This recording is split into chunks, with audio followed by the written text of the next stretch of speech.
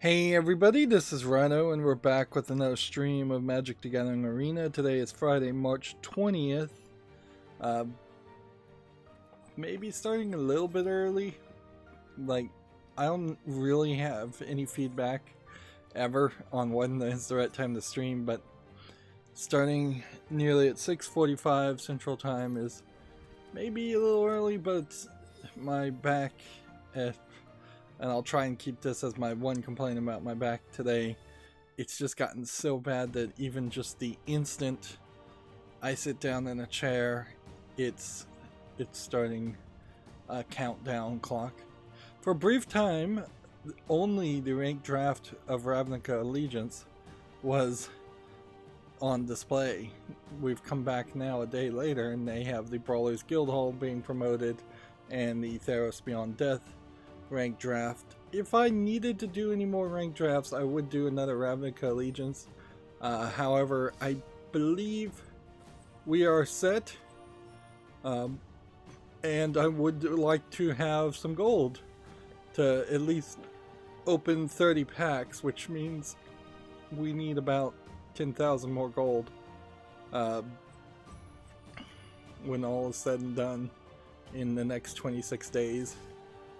See, we have 2 gems, and we're just going this way. Oops. It has a suggest pick option. Why would it specifically suggest that? I don't know. But we'll just go in order. We're gonna get them all anyways. This mastery tree, not as good as the previous one, the Throne of Eldraine one, because there really aren't any choices there, or even a real motivation to play one color first. It makes the false assumption here that anybody that pays for the mastery isn't going to work really hard to get all of the mastery orbs, and thus all of the skins. If there is somebody out there that spent that extra gems, that extra money, or paid real world money for the mastery pass and then did not make it to rank 90, I don't know what they're doing at that point. That they would have to just be playing so little fewer than I'm playing, and I'm not really playing that much, or just somehow so incredibly bad at Magic that they might as well just give up playing Magic. I mean, if you can't get as many victories as I'm getting, you're just so below the curve.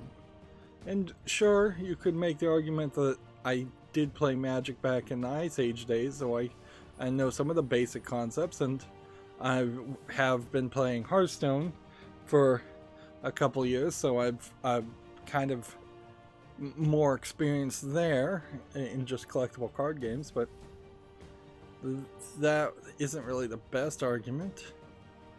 The question here we'll ask ourselves is, can we make it to platinum? That's what we want. Otherwise, unless they were going to throw in a free ranked draft or a free traditional draft, like, it feels like one of these should be a traditional draft instead, but they don't want people playing traditional, they only want people playing standard. Okay, apparently we can play this event to get a skin, so let's do that.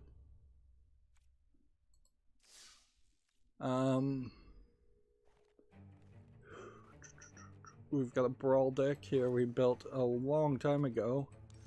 Is there something we want to do different? Or do we want to just try and play this? I mean, we could play styles. And we could think about doing the witch's oven. I don't want to even reach over to my keyboard to type in witch's oven though. Oh, this sucks. Alright, we'll just do it real careful so I don't twist myself. Alright, well, you can only have one of each card.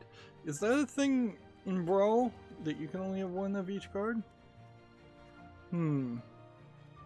That does change the idea. Certainly. Yeah, that definitely changes the way you would play Magic and Brawl, if that is standard how Brawl is done. Brawl is something I still don't fully understand, or maybe I'm confusing Brawl with Commander even. Yeah, I think I am. I think Commander specifically is a gameplay style that is not run by Wizards of the Coast at all. The rules are made up by some other committee and they just happen to use Magic cards. I suppose you could do that, but you would always be in this legal problem. Like, people would, unless Magic gets behind it or stays silent, Wizards of the Coast could probably sue people for using cards. What Magic doesn't want to have happen is for their cards and their art to, even their older cards and art, to become like public domain. Knights I control. Interesting. Well, it probably won't control any knights.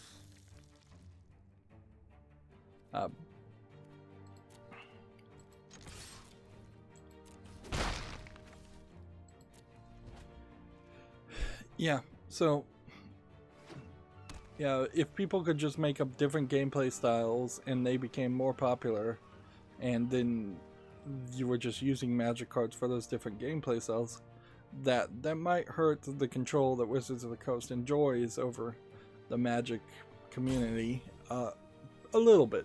Still, it doesn't really get you any closer to being able to avoid a lawsuit if you were printing your own Magic cards,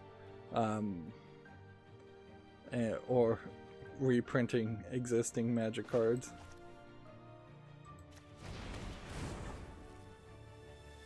Alright. That did nothing. So I just wasted my turn there. And I need to remember to create food tokens and cycle. I've already missed one cycle.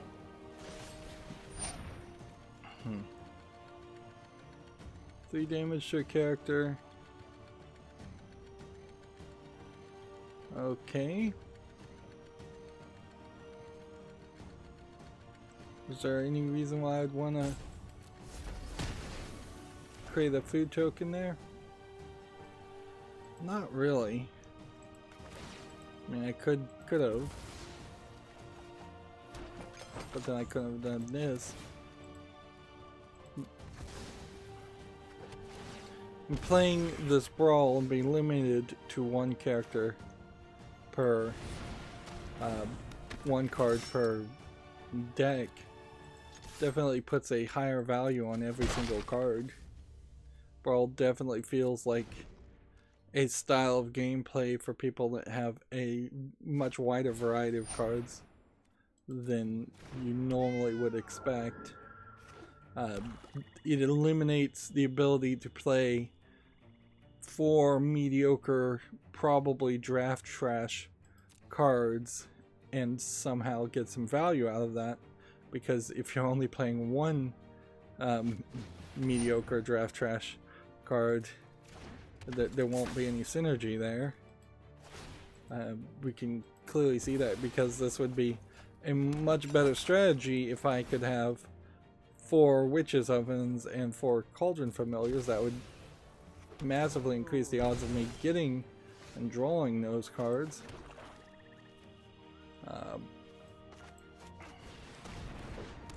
What does this do, by the way?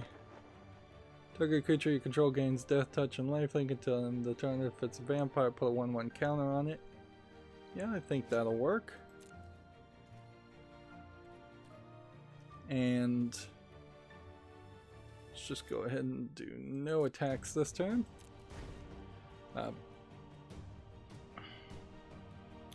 So, despite difficulties, I did manage to start playing Curse of Monkey Island.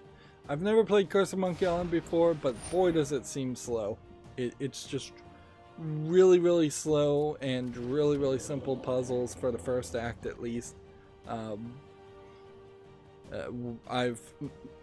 probably halfway or near the end of the second act, which is really, I think it's going to have a lot of short acts, maybe not even that many short acts. But it is just a lot of talking, and not like conversation puzzles where you can pick the wrong conversation and that have a different outcome. I would say, even if you were gonna not compliment Ron Gilbert, who worked on Monkey Island 1 and 2, Monkey Island 3, that doesn't have Ron Gilbert involved, is way wordier. So at the very least, I would say he was probably a good editor. Let's see.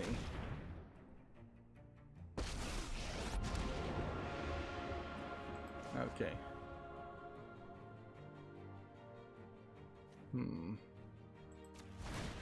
So he just put it on this vampire, and that'll give him death touch and lifelink, or it should. And a 1/1 attack. So, just like that, they gave up. Good, fine. It gives me a victory that gets me done with this brawl. I really don't have any interest in playing brawl. Let's just be honest there. Nice card. Nice card from a genre I don't recognize. Maybe it's the new expansion.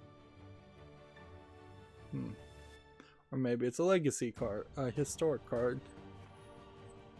Alright, good thing I looked at that, I suppose. Because we did get a new card, but still not really interested in playing Brawl. Let's see. This is not playable in Standard, this card.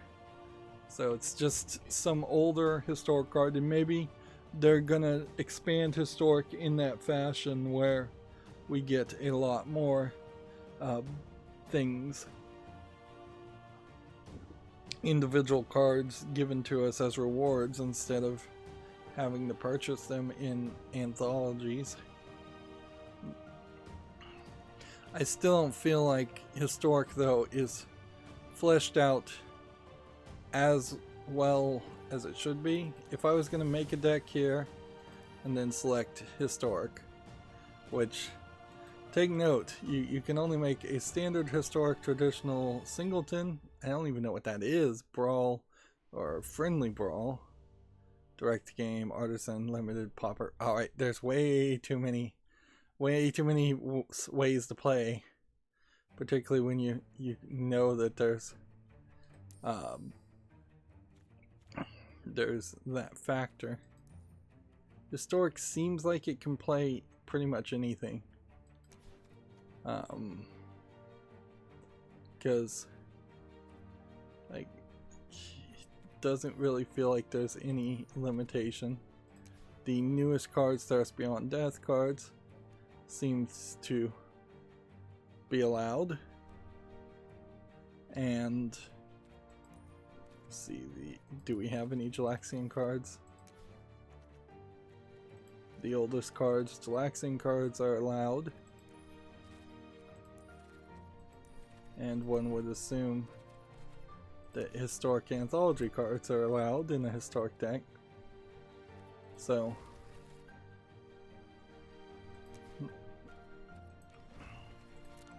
that's just going to leave a garbage deck that's invalid way down here at the bottom to delete.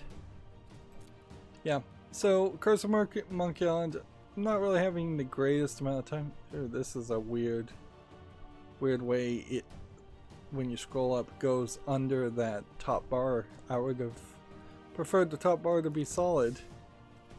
It kind of seems like it's solid everywhere else. It is actually see-through, but it seems like it's solid. Hey, we don't even have to worry about colors, so we really are just going to play standard rank today.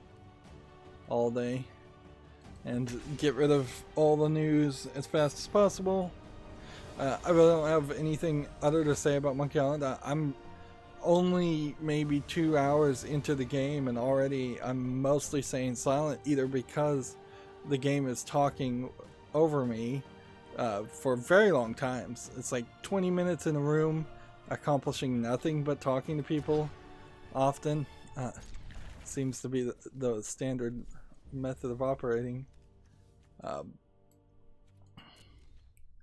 It's just way too talky.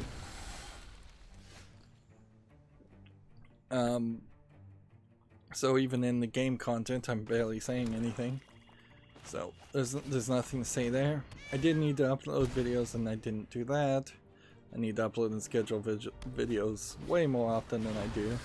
The workflow for that is just so bad.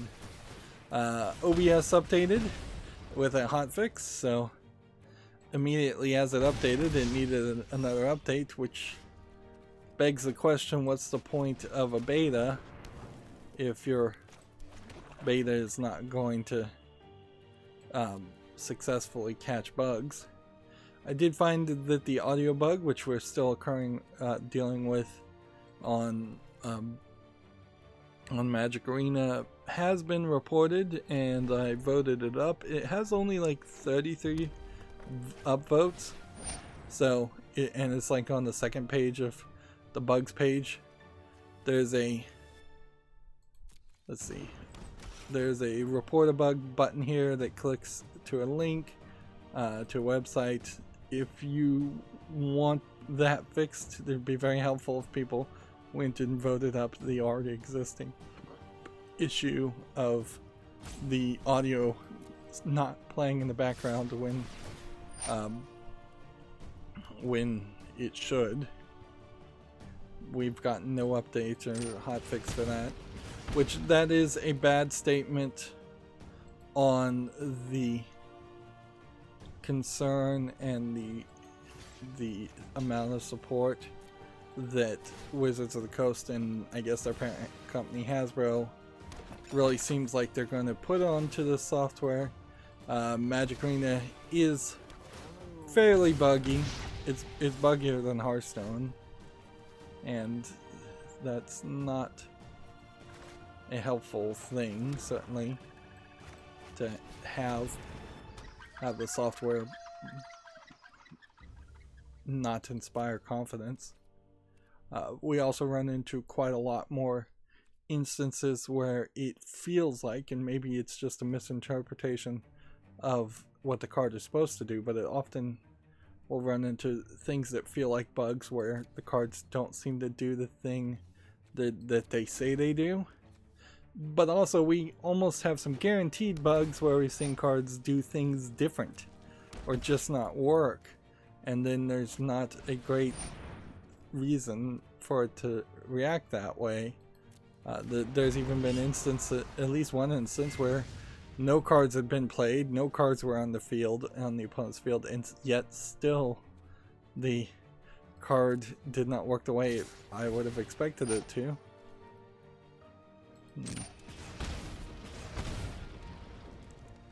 Okay.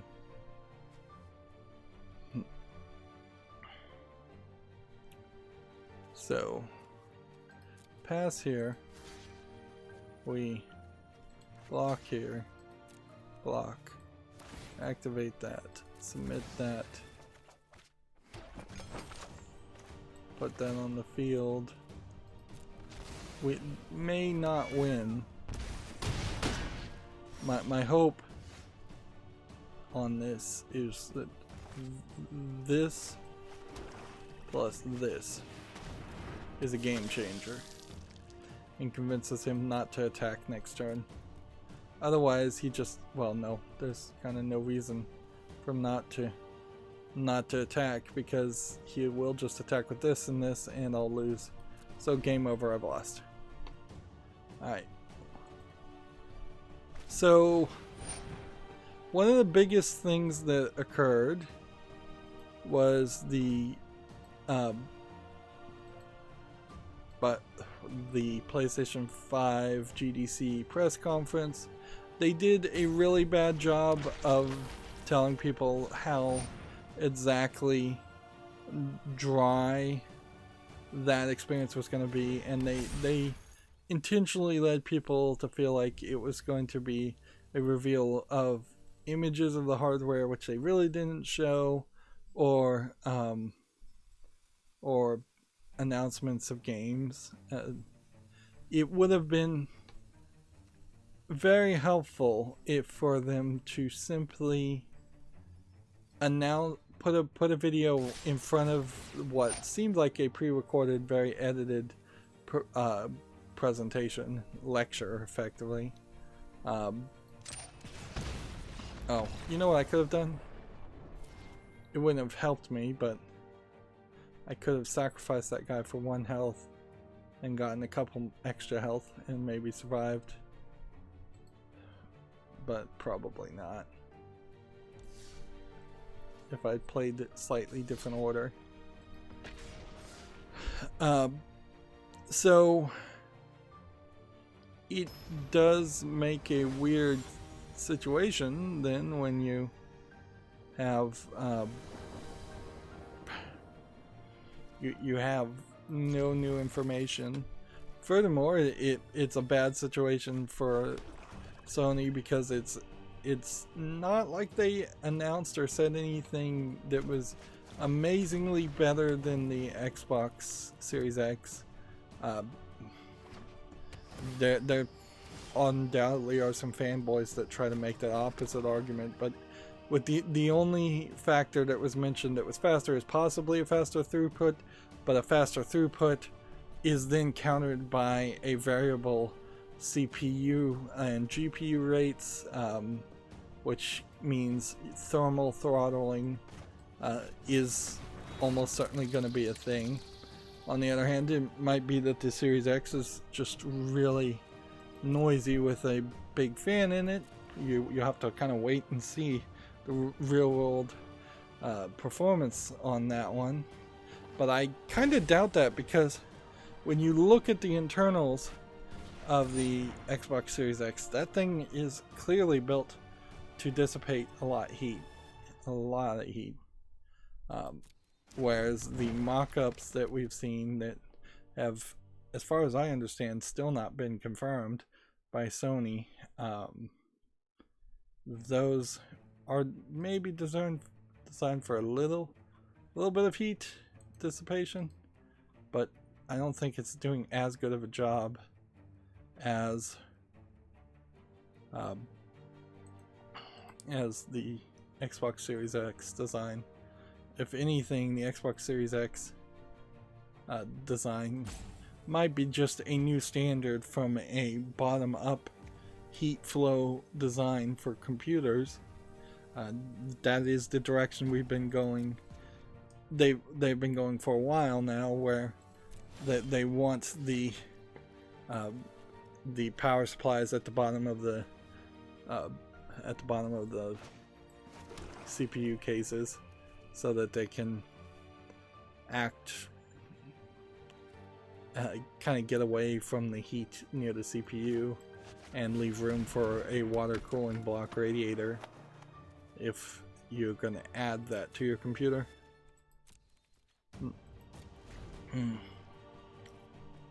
Feel like I'm particularly monotone today. Apologies for that. It is Friday, and we are getting some anime looking adult, probably adult games back on Steam, so that seems to still be the case, that every 2 weeks on a Friday you'll get that announcement. I guess I can mention that Doom Eternal is now out, so it's very possible that people will play that. Does this guy have menace? Can't be blocked. A power of 2 or less. That sucks. So if I was to do something like this, and then something like this, I only have 2 mana still. And I guess I could attack with this, and then it'd be up to him if he wanted to defend. I guess I lose nothing for trying.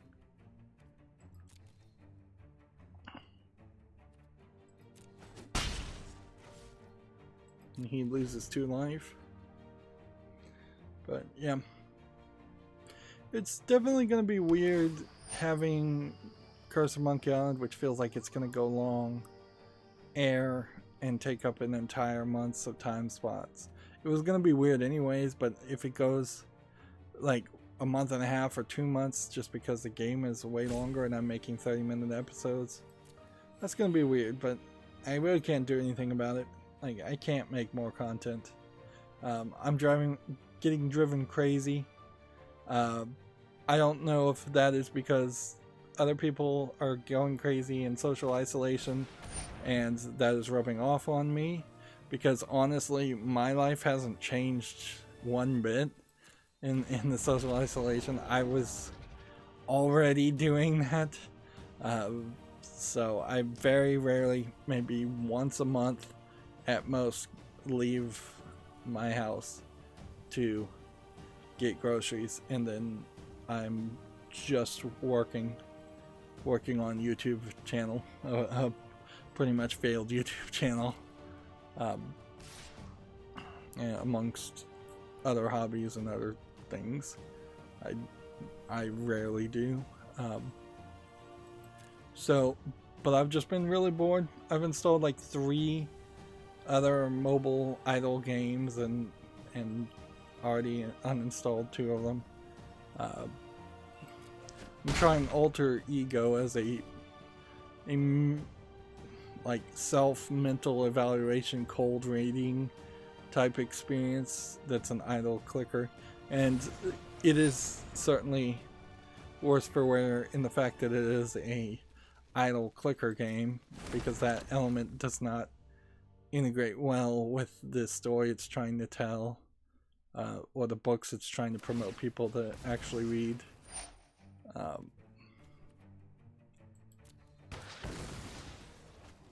Darn it. Plus, with my ad blocking enabled, you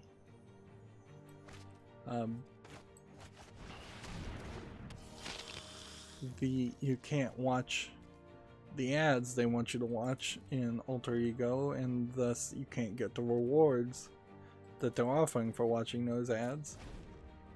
So that you have a worse experience just when their software can't connect to ads.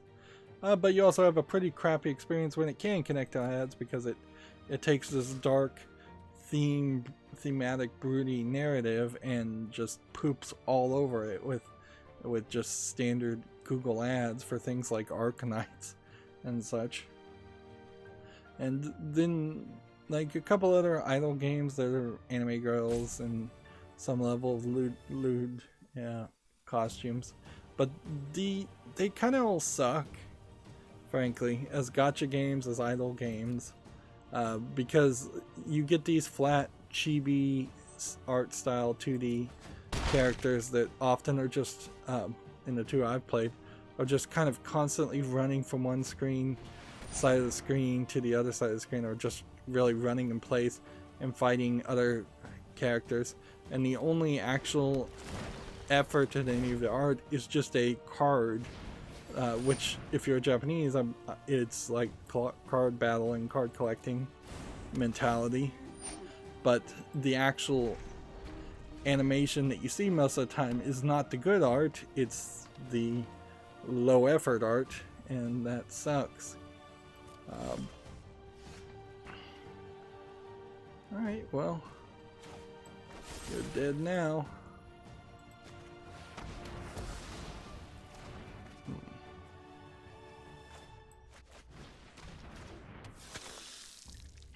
So, yeah, there's kind of nowhere to go with that. Unlike Destiny Child, where Destiny Child, it is still a gacha game, but it treats its customers right. It doesn't show incredibly huge ads in your face non-stop. There's no timers in Destiny Child that pops up a ad. You see the announcements that are partial ads when you log into the game. They want you to log in once daily for login rewards. That's pretty much it. If you go into the shops, you'll see the shops have items for sale for crystals or real world money type stuff, but you can very easily play Destiny Child as a free-to-play game. And then when you actually get in the battles, you're seeing very nice art that they actually put effort into of the characters that are on your team fighting the enemy characters, which is very nice 3D models or live 2D models. And there's no secondary art style that's lesser in it. There's a real reason to want to get skins to make your characters look different because you actually see it. There's a real reason to want to keep on playing and watch the game as it plays itself, even if you're doing nothing. I tried Lego Legacy, which is kind of the exact same game but for kids as Destiny Child, and it's just another gacha game. Although in Lego Legacy's point, I think it's been pretty much already abandoned, so I don't think you're going to get any more minifigs, and there's a rather limited number of them. So the game seems like it doesn't have any lasting momentum in it, and it really is just not the right kind of game for a Lego product, in my opinion. The idea that you are just unlocking minifigs via a gacha game and via a game that clearly wants you to pay money is just a bad idea for kids games. So yeah, I'm really only finding Lego Destiny Child still enjoyable enough to want to actually keep on playing it. Right. So the funny thing here is, I guess I can just do whatever I want.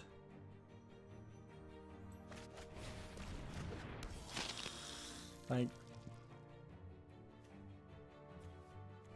we're just gonna have to tap and tap and tap and end the turn in this game until we get Bull Citadel or we get the Cauldron Familiar, and then we can start playing.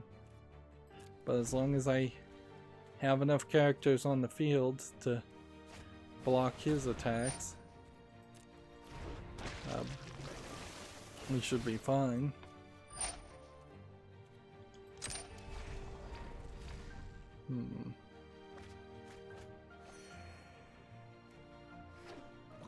Alright, so moving on, we have a game on Steam called Fireflies, which looks like it's a pretty dark screenshot syndrome style game, but there might actually be something here. I would guess it's kind of a platformer of some sort. Yeah, platformer, box pusher, a little bit of parkour. I think the idea is that you're supposed to have light sources and it's playing around. So you're a firefly. $9.99, English full audio. I'm willing to put this on the follow list. I actually did buy a game, which I have such a backlog of games anyways. It's kind of silly, but I bought the right Shanty game that I was missing, I hope, and that way I can actually play them in order, and that opens up that doorway to keep on playing the games I actually want to play.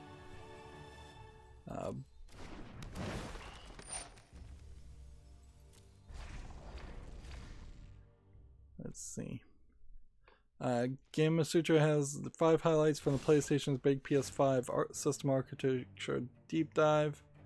If you want to look at it, really all you need to do is you've probably already seen a chart that compares the five categories and see that in 4 out of those 5 categories, Xbox Series X beats it.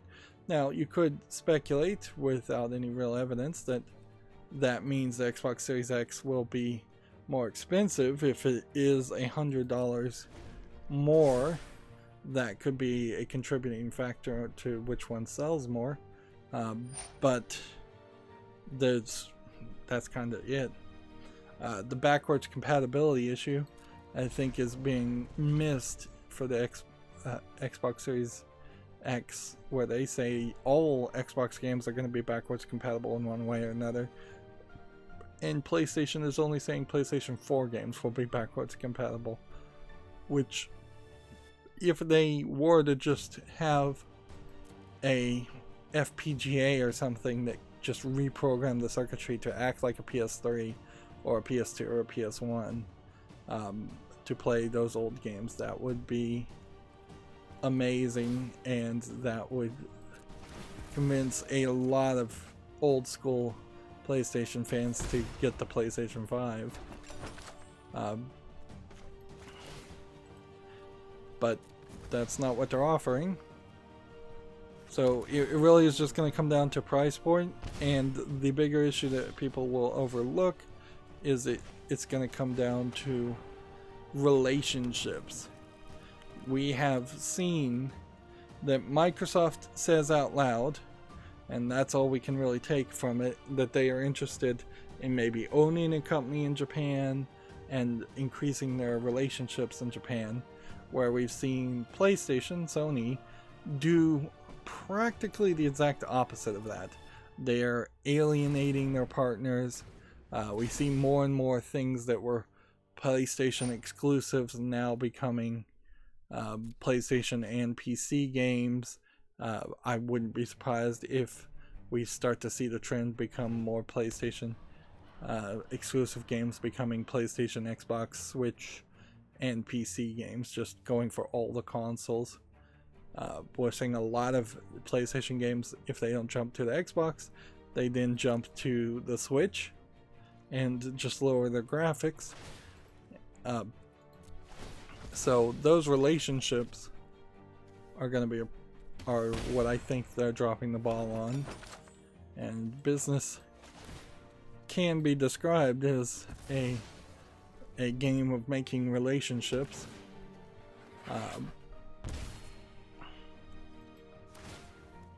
And so, yeah, we didn't see any games get announced, and it would be very helpful for them to announce games and just tease them. I saw a YouTuber make the argument that the Xbox Series X in some form or fashion has been talking about games that was going to be on it, or talking about the hardware for nearly 2 years, where the PlayStation 5 has barely put out any information at all. Let's see. I pretty much got a victory here. This happened right as we were wrapping up streaming yesterday, and so did the PS5 presentation. Good thing I didn't wait for that.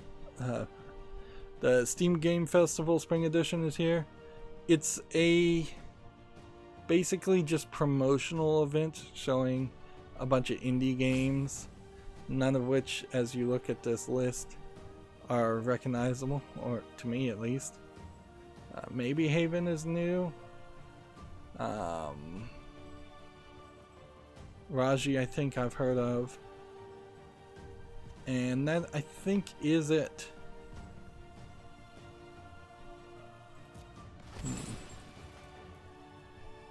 So, I do think I had that link open.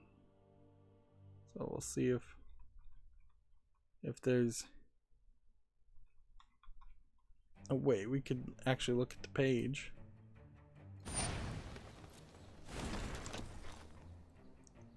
Alright. So yeah, here it is, Steam Game Festival. These games you can play for now for free. Heaven's Remains looks alright. Subliminal. These are like time demos, I guess, if I was, and not the full game. Karen. I don't really know how you pronounce that. Karen, I think.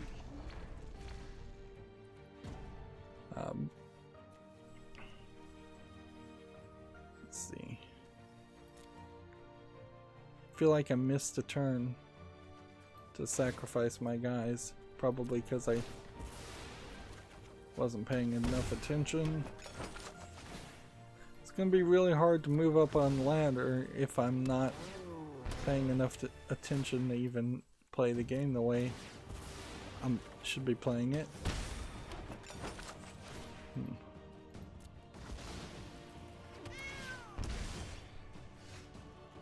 There we go.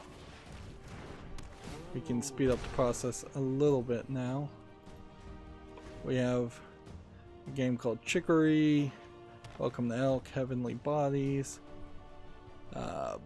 Elder Souls, Neverynth, Roki, Garden Story, Aeolus Tournament, Ember, Haven,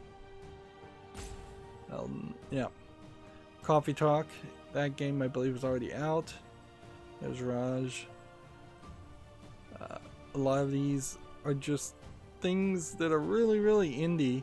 These would have been games that would have probably been giving small speeches, not big time speeches, from at GDC, and so that, or maybe this has more to do with the video game awards, but because I think the first one of these festivals was announced during the Game Awards, and I think the idea they're just going to take that idea and expand it to a quarterly thing to have pick their winners and losers and promote specific indie things, up and comers, kind of like the trending page on YouTube, which probably isn't a terrible idea, considering so many games get released on Steam, and it is a slightly more libertarian idea than curating the storefront, which they don't want to do. Valve News Network made a interesting video talking about what he calls Valve 2.0 and how they're back to making games, and they've probably abandoned hardware and a lot of other things, and that they're trying to kind of retcon the fact that they didn't really do anything for almost a decade and trying to make Half-Life 3 and just failing over and over again. But then he also makes the argument that the established Rockstar employees who have kind of secret power that is not institutionally admitted to, so there's effectively like a shadow government inside of Valve that has a tendency to rule chaotically, that as a concept, and those people are still very much there in Valve, and they're not really going to go anywhere anytime soon, so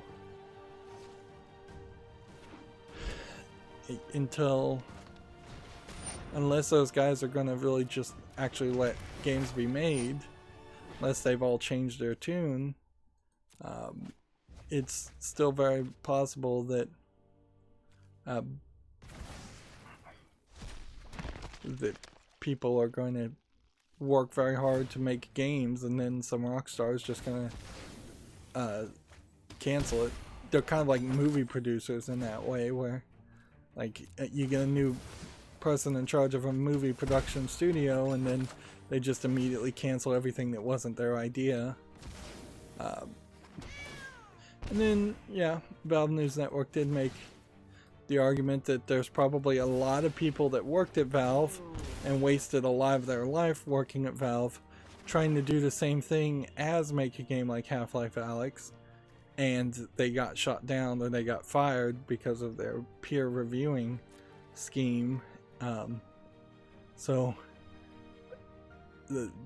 there probably were programmers that were treated unfairly in a job, which is to say that's pretty common in the video game industry, or just working in the United States in general. It's not unheard of for people, if your boss doesn't like you, to underappreciate you or treat you unfairly. That's one of the inherent flaws of having human beings running in jobs in general. Well, you were so concerned about getting rid of that card. That's an odd choice. But I guess maybe he needed to do that to make sure that that could be on the field. Moving on, TechRaptor has an article here. Blizzard reveals a new futuristic Overwatch hero called Echo. Seems like there's a small amount of hype around them releasing new character. Probably a little bit more hype than we've seen compared to the last Overwatch hero announced, but not really anything of a lot of interest as far as I'm concerned. I couldn't care about Overwatch, and I just think its established player base will be there and keep on playing. I don't think Overwatch players are going to jump overnight, switch to some other kind of game like Resident Evil Resistance or something. Resident Evil Resistance is kind of a great example of a game that maybe, just maybe, will be popular for 2 or 3 weeks, and that'll probably be it. This guy is just ruining me. He's wrecking me.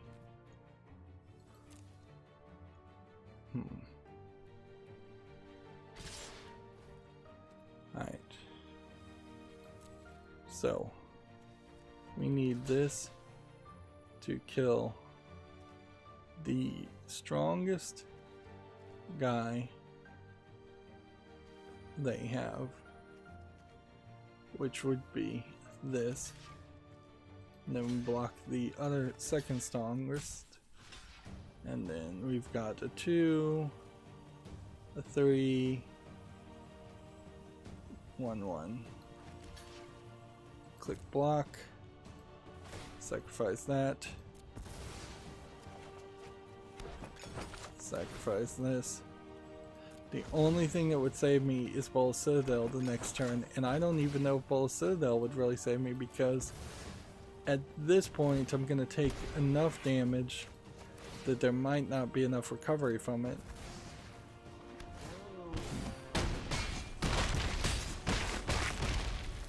Yeah, 14 health is going to be tight, and we just didn't get Bola Citadel. Alright. Is there any reason to keep screwing around with this, or do we just concede and move on? Let's just concede and move on. Like, save ourselves some time. We're just falling further and further down the path. And I would not feel confident playing anything else at this level other than the Out for Blood deck. Alright, so Gematsu has the comparison here from the PlayStation 5 to the PlayStation 4, which that comparison does show major improvements. 8 Zen 2 cores at a variable frequency of up to 3.5 compared to 8 Jaguar cores at 1.6 gigahertz. There was a lot of talk in the old days that you literally could not get a core to get even up to like 2 gigahertz. There probably was talk, and I just don't remember it, of even getting a core up to 1 gigahertz. And there's probably a lot of cheating to get those frequencies also, but it is pretty jaw-dropping that we are approaching 4 gigahertz cores without cheating it incredibly by just adding more threads per core. You can see the GPU has like 10.28 teraflops, which is still less than the Xbox Series X, compared to the PS4's 1.84 teraflops. But if you are going to just say it's 10 times better, I would estimate you could conservatively say then take the price of a launch day PS4 and multiply that by 5, or maybe the price of a PS4 right now and multiply that by 5 to be about half the price, is 10 times better. Double the RAM, but still not even really up to 32 gigabytes. They're increasing the speed of the RAM, but not increasing the amount that I would like, because I have like 32 gigabytes in my PC, and I don't even think that's enough, particularly with all the tabs I open. Memory bandwidth here is about 3 times faster, so memory RAM speed hasn't improved. The SSD will be a major improvement. The I/O throughput is the one thing that they have better than the Xbox Series X, and massive improvement. Expandable storage in the PS5 will be an NVMe SSD slot, but because there's no standard height requirement for those, any NVMe that's slow or that has to have a large cooler on it very well may not fit, and they're going to have to go through a certification process to determine whether they can recommend, whether Sony will recommend certain NVMEs for a PlayStation 5. Whereas the expansion slot on the Xbox Series X looks like a proprietary Seagate memory card looking device, but it's using a new interface that really hasn't established an external connector. So that might just become the de facto industrial standard connector. So newer devices may literally just use what the Xbox Series X uses. On the other hand, that connector has a flaw that USB-C has already corrected, in the fact that it's almost certainly not reversible.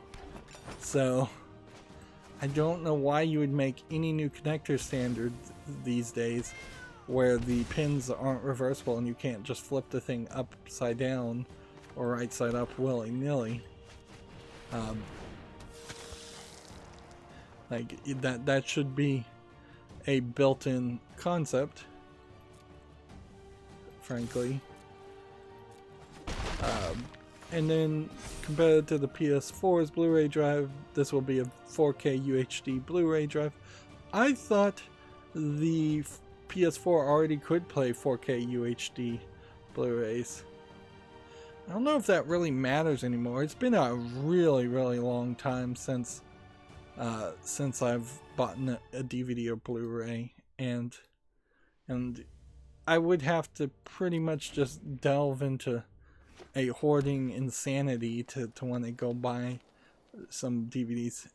Well, actually, there's probably some old anime DVDs that I probably should buy if I was rolling in cash, just because the odds of them getting a reprint in the next decade are iffy, and things like anime don't tend to stick around streaming services as much as I would like them to.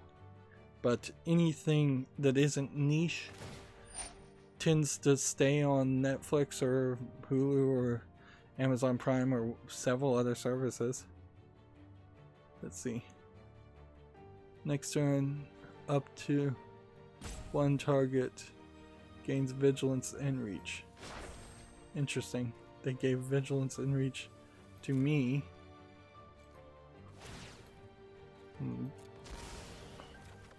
Just because he wants to build up his loyalty.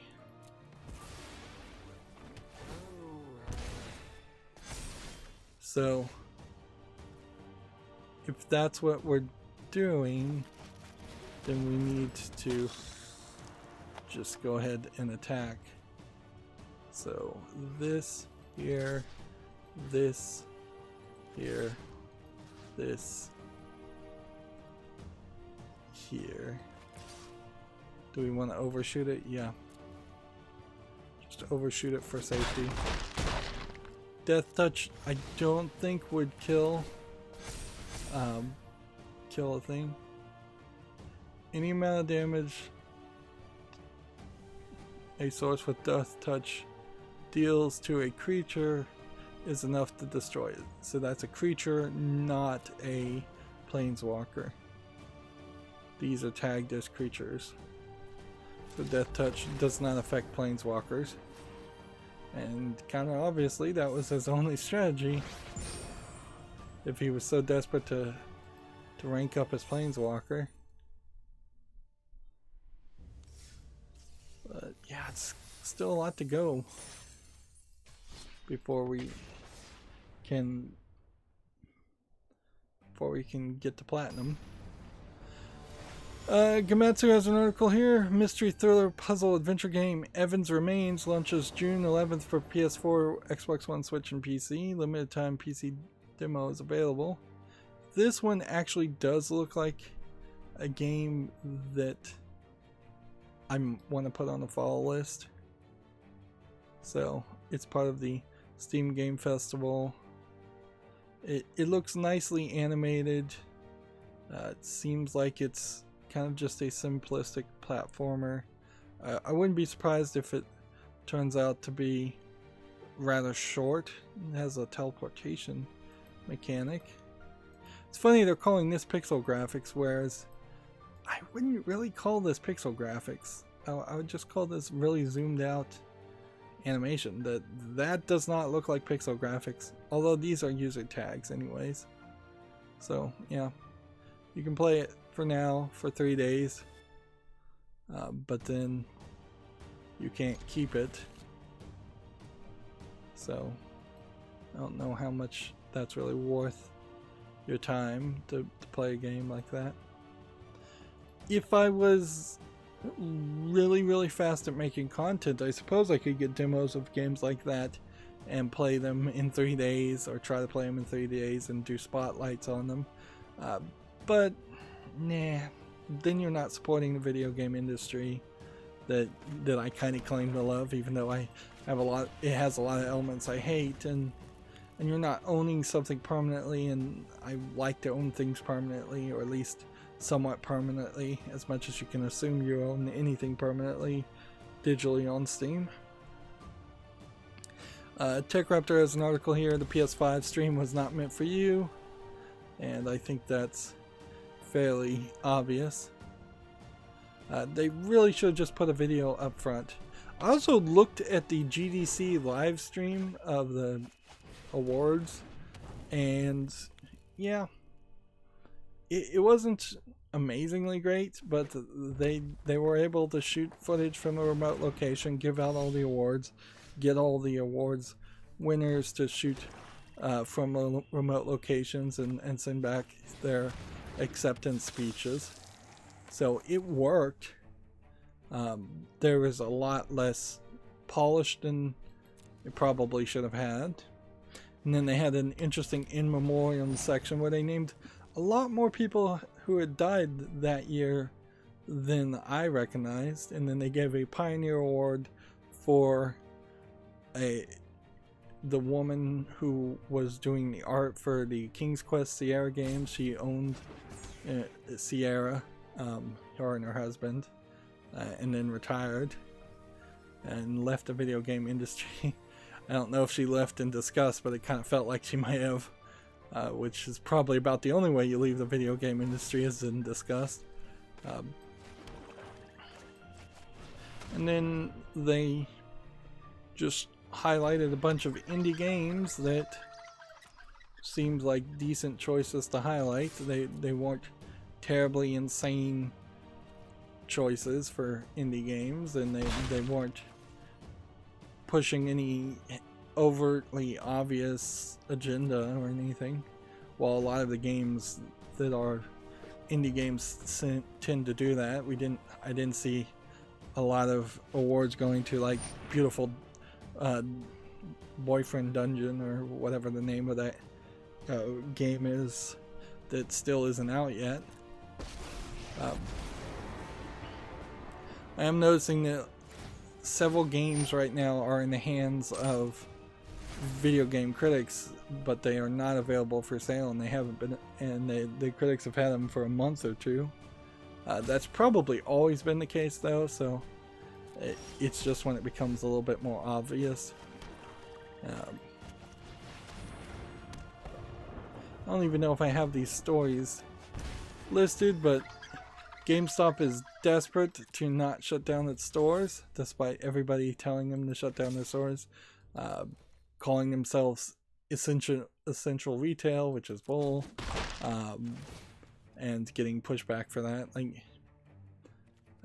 they also seemingly have broken the street date for the Doom Eternal launch, or they've pushed the release date of Amazon Animal Crossing. So either way, they're trying to have not two different audiences show up.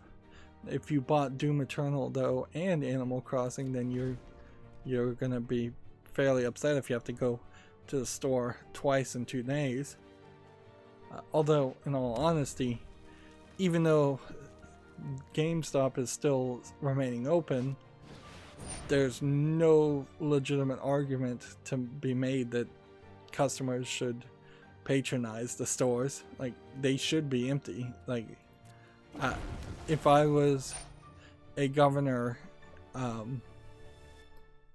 or a mayor of a city or something, and I heard GameStops were staying open, I would send the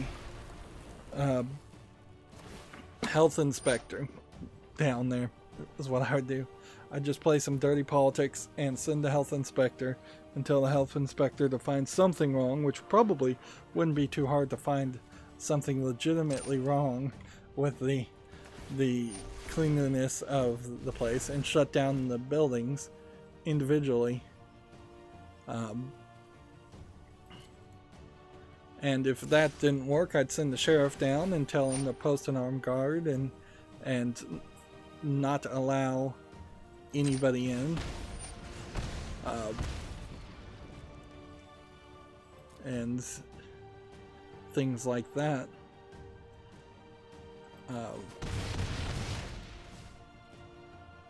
Or I'd send like local police department to have them and tell them to park 2 or 3 cars in front of all the GameStops, just taking up all the parking spaces, parking the wrong way, just blocking it and making it seem like a crime scene. Have the lights spinning and everything so people will avoid it completely. I would pull out super dirty politics, harassment techniques for the betterment of society. And I just lost. Well, that was stupid of me.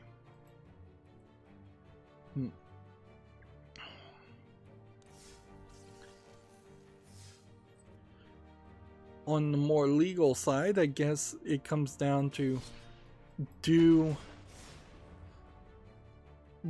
governments have the right in the Constitution or whatever to shut down businesses in times of emergency. I think they probably do. Almost certainly they do. But then there is a more constitutional argument that you can't violate a person's freedom of assembly rights. But in a time of emergency, you're not going to really get anybody to argue on your side of that.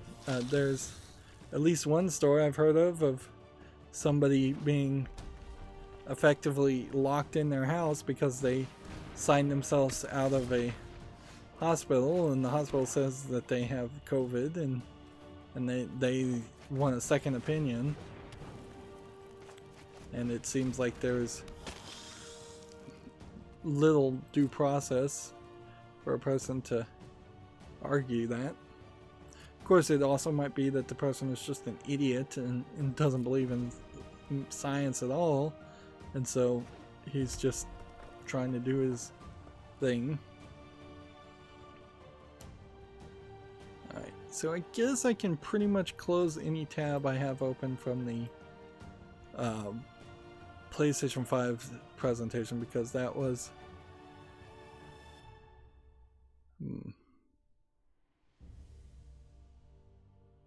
interesting. Here we have the Australian classification board, and it says, as a result of the administrative agreement order, the functions that were previously the responsibility for the Department of Communications and Arts have been transferred to the Department of Infrastructure, Transport and Regional Development and Communication. Interesting. So there's some shuffle there in the government. But the big video game news is Deadly Premonition 2 has been given an MA 15+. Why does MA mean 15+ in Australia rating? Which it says it has strong impact on themes and mild impact on language and drug use, and no nudity and no sex.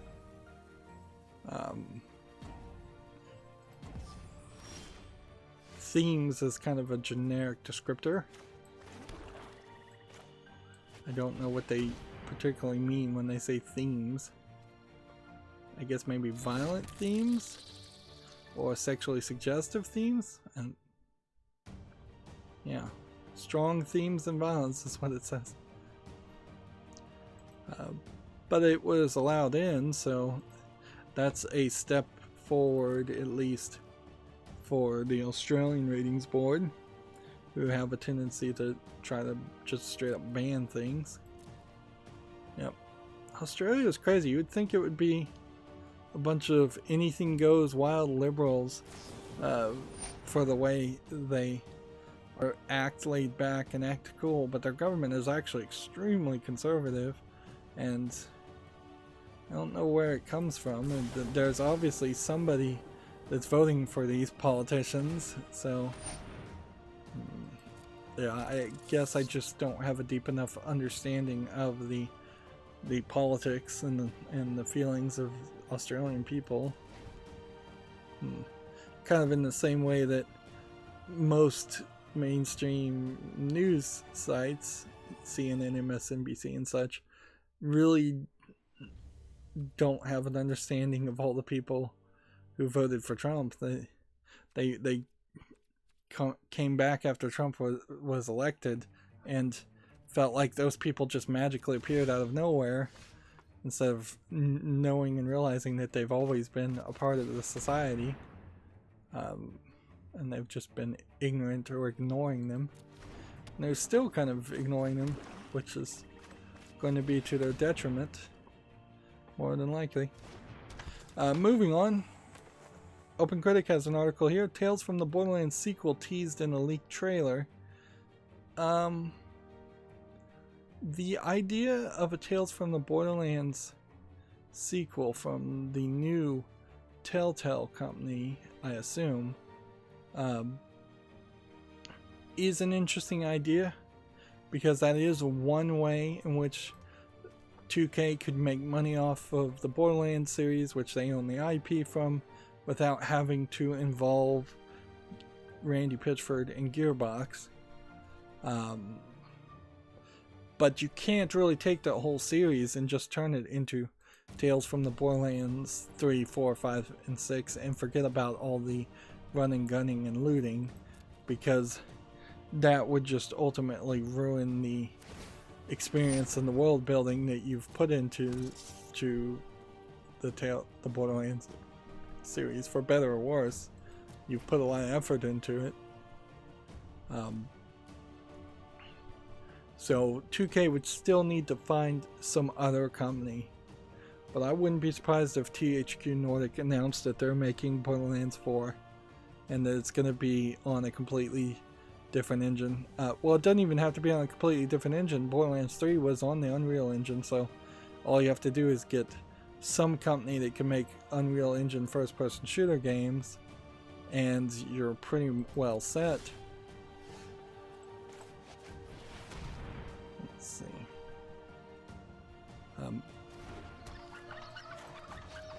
If somebody came out and said the team that made Crysis 1 is making Borderlands 4, that would probably be amazing. Or if Epic was making Borderlands 4, that would be weird, but it's a possibility. That would be a particularly nasty stab in the back to Randy Pitchford after all the promotion he did for the Epic Store. If Gearbox got cut out of production of the next Borderlands game. But also, Gearbox is still in a quagmire because they need to make some other IP that they own besides Borderlands that they don't own. They need to expand and not just be an attempt at being a third-party publisher, which everybody tried that and it didn't really work that well.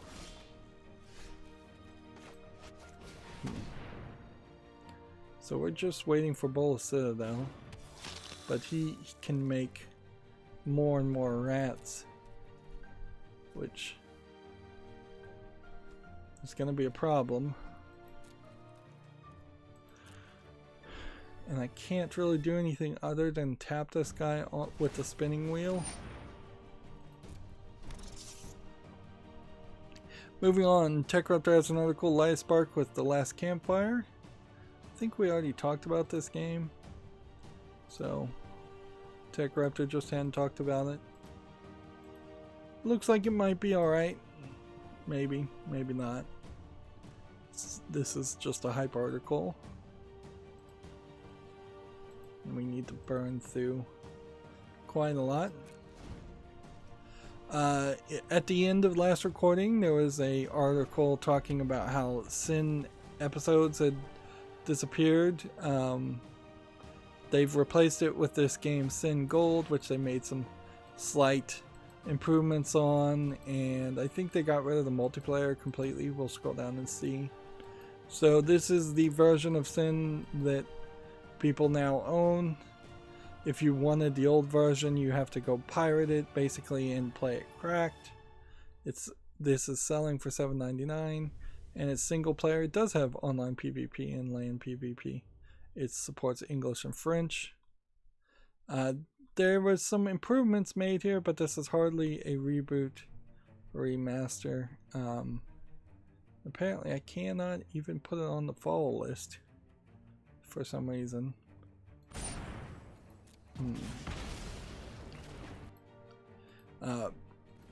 In all seriousness, I would assume that the number of fans and people that are still playing Sin are a very loyal niche group, and there's kind of nothing else to do unless they were going to make a remake, and I don't even think a remake is going to be helpful. And we can block this, but we'd have to block it with two things. So instead we needed that. Right. Play that. And then put that on the field. And put that on the field. Hmm.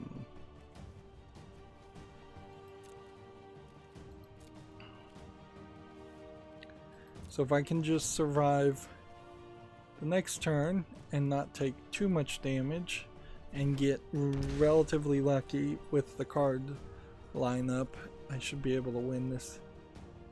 Let's see. Moving on. Komatsu has an article, Code Realize Wintertide Miracles is coming to Switch on July 16th in Japan. It was first released on the PS4 and PS Vita in 2017. I feel like Code Realize is a series I've recognized. It's a visual novel, kind of obviously, but I can't really tell you anything about it. Nor do I really have time to look up the description, so I'll just mention it and then move on.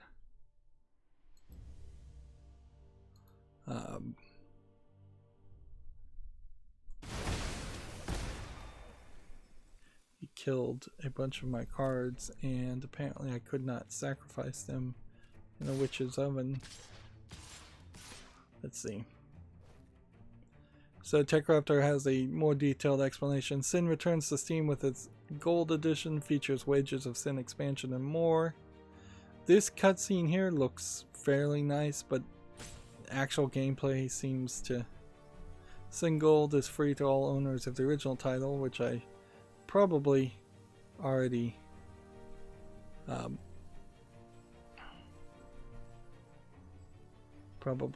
I might already own, and that might be why I can't put it on the fall list, is that I already own it. So I just got freely updated. I mean, Night Dive Studio just like it's a pretty old game, and if you don't have nostalgia for it, even if this is like one of those games that was a competitor to Half-Life and does have some relevancy around that, that's not really enough to convince me that it's worth my time to play it.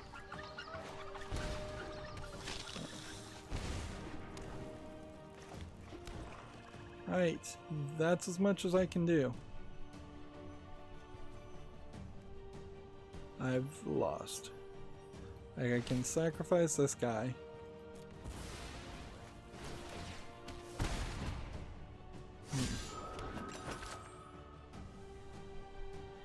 And then I guess I might be able to do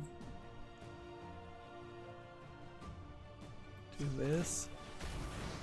If I can figure out a way this actually works, I will be amazed. Okay.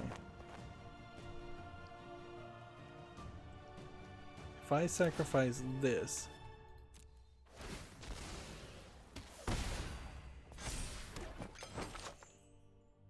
I can still do that. And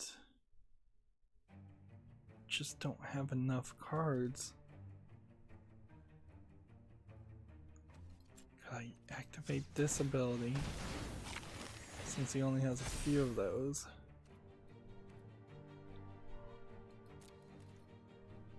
Let's see if that works.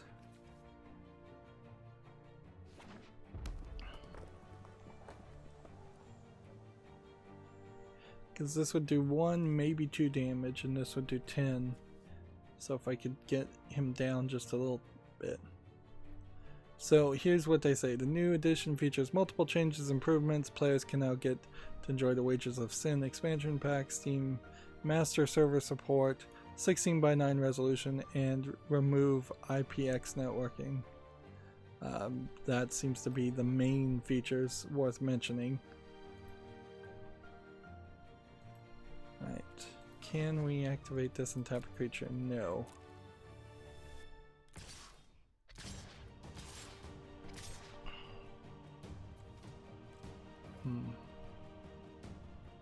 Do we want to block one?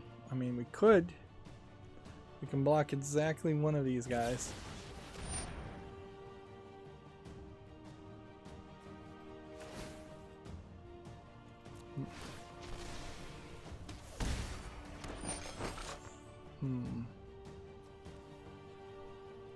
Okay.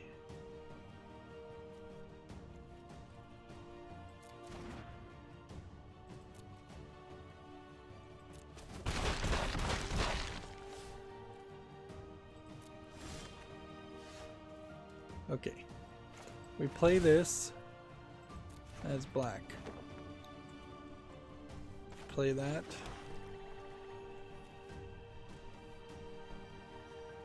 We do this. We do that. Next. I'm just gonna attack and see if he blocks or not.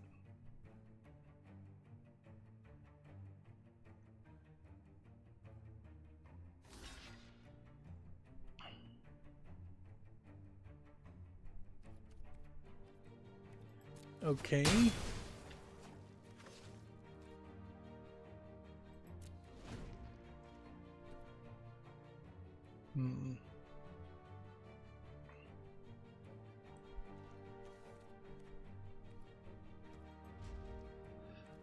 Gamma Sutra has an article here. Nexon to close down Maple Story 2 global servers this spring. So if anybody was playing Maple Story 2, that's getting shut down. So that's probably annoying to a small group of people that were playing Maple Story 2. I don't know really how many people that actually is though. Right.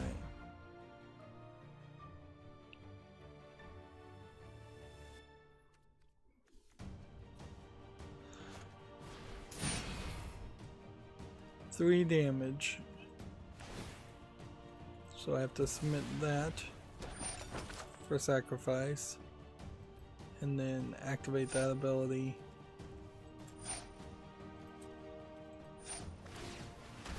For more health.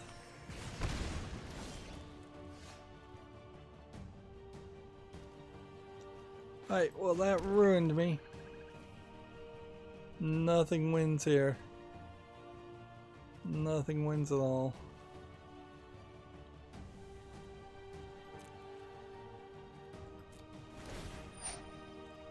Because this guy's gonna do 1 damage to everybody.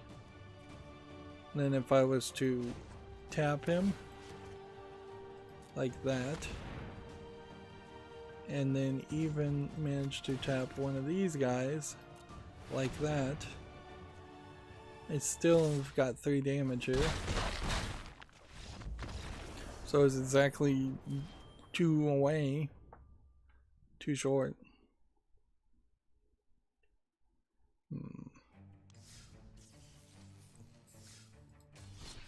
This is slow. TechRept has an article here. Gabe Newell is spending a lot of time on brain-computer interfaces. And here we have a picture of Gabe Newell. Now, in stills, Gabe Newell looks a lot healthier than the last time I saw him. But you still have a guy who is pretty huge. If you look at the knee height of this guy who has his foot on this floor and this guy, he's got a good, I would say 6 inches just on his knees. And of course he's got thick thighs, thick belly. He kind of has a ruler body type, so he doesn't look terrible. He's not just a big round blob of fat. His arms though are way thinner, but not anywhere the size of the arms of these skinny guys. I want to call them kids just by an age. You can see an all white beard, a ponytail, glasses. It looks like he's gotten a little bit healthier, but the last time I heard him actually talk, he was just losing his breath after 2 or 3 sentences, and it was very, very depressing. Now, as for the actual article, the brain-computer interface, you can see his hair is a little scraggly. He's kind of going with the surfer look. There's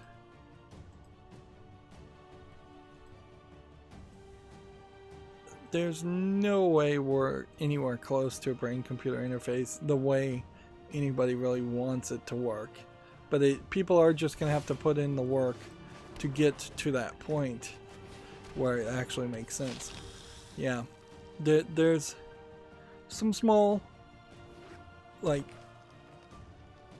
local simplistic MRI type technology you could implement to kind of get people's level of anxiety or something, or excitement, but that's about it. You're not gonna plug something into the back of your brain and start hearing music, because if we could do that perfectly, we would have way better hearing aids.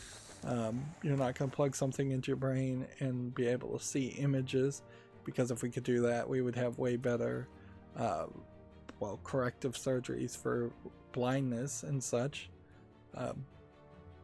You're not going to plug something in your brain and then have this immediate instinctual understanding of how to control a character in a game.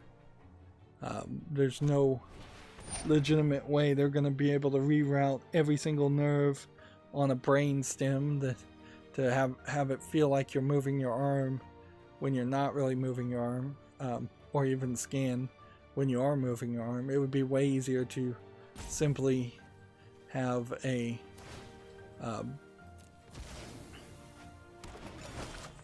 simply just have, what are they called? Have 3D scanners in a room, just cameras in a room, just watching what you're actually doing to control a character. It also, like, this is kind of an unfair direct attack, but certainly would behoove Gabe Newell, as his body is not obviously the healthiest or the youngest. It behooves him to want to be able to plug his brain into a computer. And heck, my body is not the youngest and healthiest. It would be very nice if there was a brain interface that I could just plug into the back of my brain and then stream out and while lying in bed to have my back not spasm. Spasms have gotten particularly bad in the past couple days, to the point where I'm afraid I'm starting to feel like I'm going to fall down or drop my phone, things like that.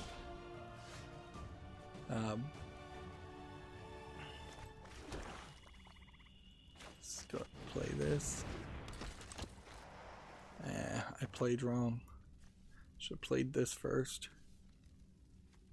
but maybe not. Yeah, that actually would have worked. Playing this, then playing that. Wish I could undo that, but I can't.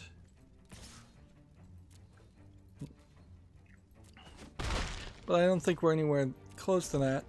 And if Gabe Newell is interested in brain-computer interfaces, then doesn't that mean that effectively Valve is once again uninterested in making games, and they're trying to go back to hardware? There's a conflict in focus, and you can really only have one master as far as your focus, and people can't multitask. Corporations really can't multitask, not to a level of absolute success. So maybe it's a long shot science project that he's doing on the side, or maybe it's just an effective way for him to not have to have those deal with conversations about games. You would think if people are going to interview Gabe Newell, the thing he should be talking about is Half-Life Alyx and just VR in particular, since that is a VR game. Right, haste and trample. Do I want to kill that guy? I don't think I do yet. Gematsu has an article here. Treachery in Beatdown City Episode 1 launches for Switch and PC on March 31st. This looks like it says a beat-em-up game, if I were to guess. Okay. Seems like you've got like maybe a African kickboxer. I don't know what flag this is. A female boxer and then a Mexican wrestler. battle out over 5 dense urban maps. I wouldn't be surprised if somebody has a complaint of a video game where a bunch of minorities are included in the game, and then you end up just having minorities doing minority on minority crime, and they complain about that, or beating up on each other. Okay, gotta play that, and then I think we just kind of don't want to do anything. Gamma Sutra has an article here. Visual Concepts is hiring a software engineer. That's in Foothill Ranch, California. Although at this point, all of California is ordered to shelter in place. So, like applying for a job like that, in fact, applying for any job right now, is probably not going to be very easy to get accepted or get interviews. Unfortunately, there is something I saw in the news now that people are getting like no hours.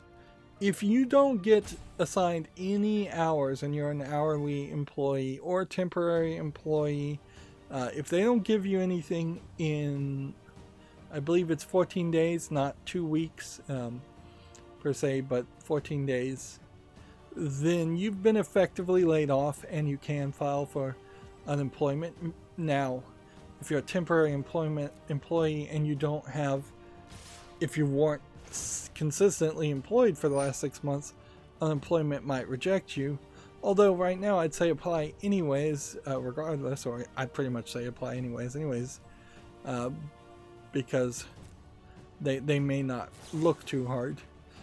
But there has been talk out there that employers are trying to convince people or avoid paying unemployment insurance by just saying, oh, you're still employed, you just don't have any hours. It's not the case. File for unemployment. You've been laid off if you don't have hours in the next in 14 days. I may be wrong about 14 days too. Look up the information yourself. But don't think that a company can give you no hours and call you an employee. That's not true. That doesn't work that way. And that is part of some shenanigans that some bosses will try and do to get people to quit, is cutting their hours, or just to make people miserable by giving them no hours or such. It's really a slimy thing, and it goes to show the difference between working a union job versus a non-union job, if I can make that comparison without getting yelled at. Union jobs, usually the very first thing they negotiate is that all of the members and all the employees there have to get a certain set number of hours, and bosses can't just flippantly change that around.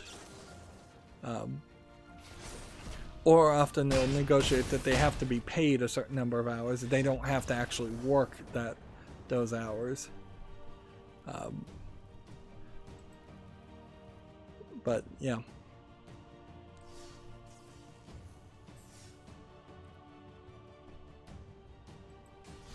So yeah, you're laid off. You're unemployed. Pretty much, a lot of people are going to be so rejected on that idea, because like a lot of people haven't been laid off. A lot of people have never quit or been fired from a job. A lot of people, it's their first time job, or they've just been there so long. They have that emotional connection to it. They have families to feed. They don't want to have to admit the truth that a lot of these businesses are going out of business permanently. When you see that a significant number of businesses are deemed non-essential and are being told to shut down, or they're deeming themselves as non-essential and being told to shut down, when you take a step back, that means, yeah, those businesses should have never existed in the first place.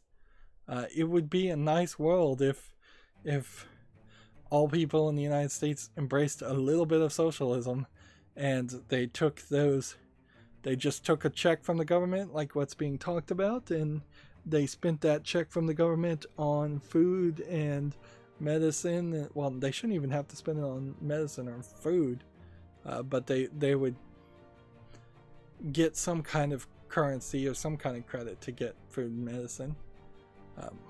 But then again, I guess that the whole system is messed up. Like, you should be getting food as a human being. If you value human beings' life, everybody should be getting some form of food. Perhaps there's extra currency you can work for to get better food. Also, I would say this whole debacle with the shortages in the hoarding at grocery stores is another great example of the United States not doing the right kind of farming. Like, we're not growing our own food in our own country to feed our own people. We're growing soybeans and corn to turn into ethanol to dilute gasoline, and corn is used as just a filler in a lot of food for no reason, just because it's cheap and subsidized. If we could get more people to be slightly more vegan and vegetarian, we could use a lot of the land that's used for ranching and growing animals for instead growing crops. But self-sustainability would be the thing we would really like to do, and that's just not happening at all. Looks like we're gonna have to crash this one out because we're in a lockup. Alright, so 3 minutes now. Let's go and close that, and then we'll see if that makes me log back in. Please don't make me log back in.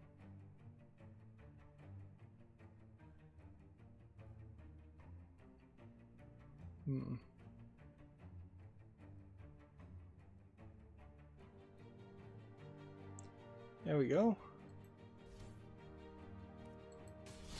Back into a game.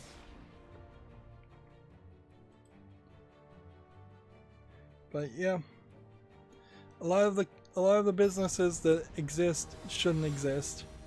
We've got better ways of doing things.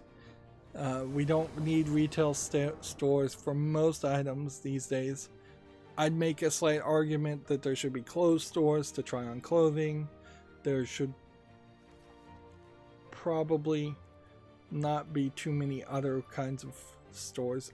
Clothing is almost an artistic thing, whereas like hardware and tools, you could just as easily order that from a state-run Amazon.com and just have things delivered. Grocery things, food expires and gets rotten, so while food could be delivered quite often, there's just too much of a risk of shortages. Toys, video games, things like that, easily all deliverable or all digital. And then boutique shops, pawn shops, used item shops. There probably is a reason to convince people to reuse items, so I can't complain about unique boutique shops that are selling unique items, or pawn shops selling old items.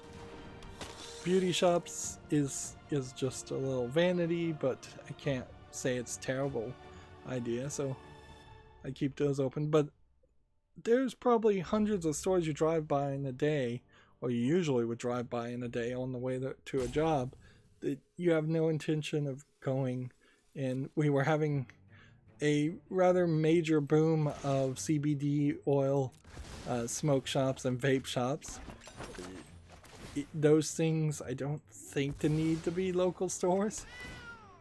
And once you just start slashing and cutting the types and numbers of stores that exist, you potentially realize that there's considerably fewer people that actually need to be employed, or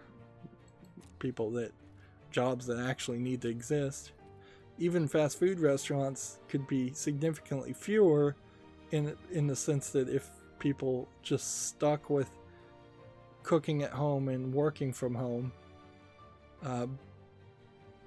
they would not be driving out and about, thus they wouldn't be buying fast food as often.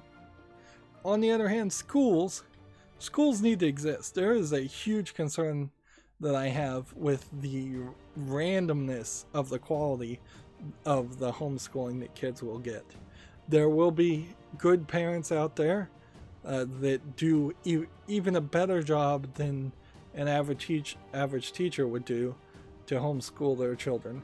But the vast majority are going to either do slightly worse than what a teacher does, or way worse. Way worse. And in the United States, homeschooling kits, if they stop being provided as they are being right now for the public schools kids, if they stop being provided, you're going to see like next year's enrollment drop off of doing the public school education plan and instead using a religious homeschooling plan, which is really the only plans you can get in the United States otherwise. So you're going to see a lot of socially awkward, because they're not socializing with other kids, kids getting raised. You're going to see kids with varying levels of knowledge and large gaps of understanding. It's going to be very unstandardized. Already the education system is not particularly standardized, and you're going to see people that are terrified of getting germs and viruses in general, so they're going to be neurotic, and well, at least this is my fear, and they may also be hyper religious. So you could have an entire generation of awkward, cultish thinking, neurotic people that very possibly are going to think that the germs are divine retribution. And that's not a generation that's going to do well leading when they come of age. Oh man, I really don't have time to rant though, so what am I talking about?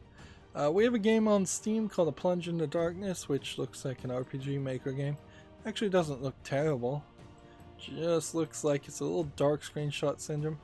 Although when you look at this, they did seemingly bother to animate some characters. Much like the idle games I'm looking at though, you have the rarely used good animation and then the usually used smaller pixelated kind of chibi characters, and this is what you're going to look at for the most part.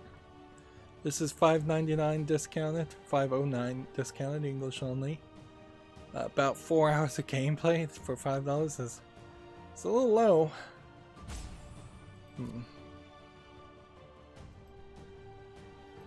But yeah, I got off on a whole rant there, and I don't even know how I got to that rant. I would say probably everybody's nerves are on edge, including mine. Anxiety. I'm watching too much 24-hour news. Actually, I'm watching way less 24-hour news because they've actually stopped talking about politics in the United States, and I found that kind of entertaining and enjoyable for as big of a mess as it was.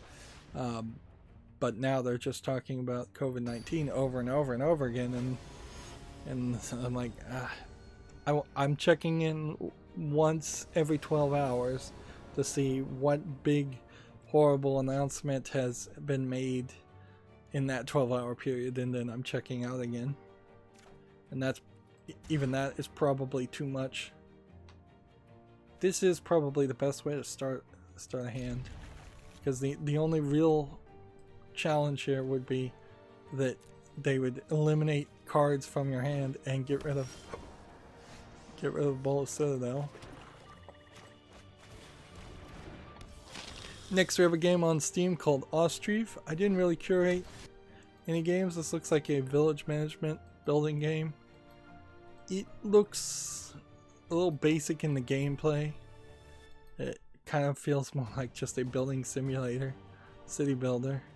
It's early access, $24.99. No discount whatsoever for an early access game. It's English and Ukrainian, which is suspicious. I always kind of question whether Ukrainian is actually just a Russian troll game doing a false flag operation, claiming that they're a Ukrainian company, or claiming that they support Ukrainian language.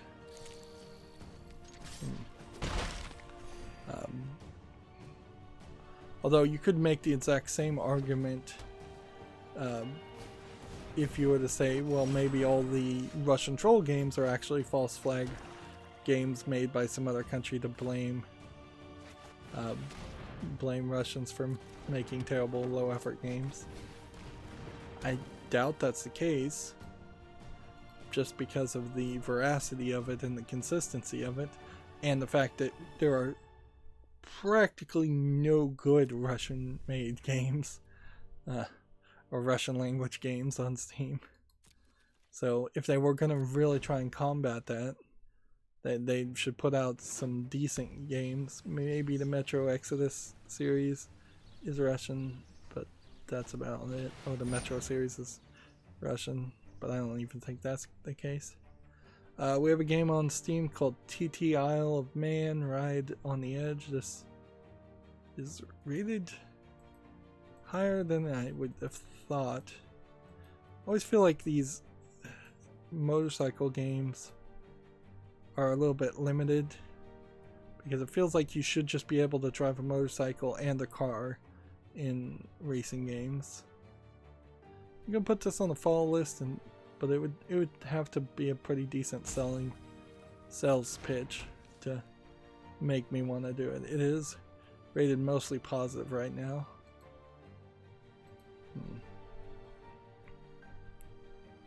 We have a game on Steam here called The Explorer, which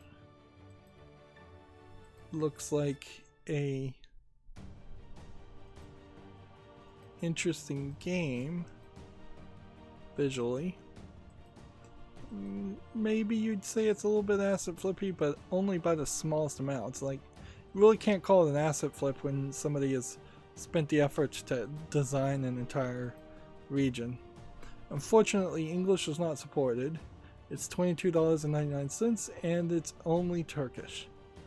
So this might be an interesting Turkish only gem of a game. Hidden gem. Unfortunately, I don't speak Turkish, so I don't think I can play that. I think I have to decline. So I'm just going to take this and then decline to use it. And then end the turn.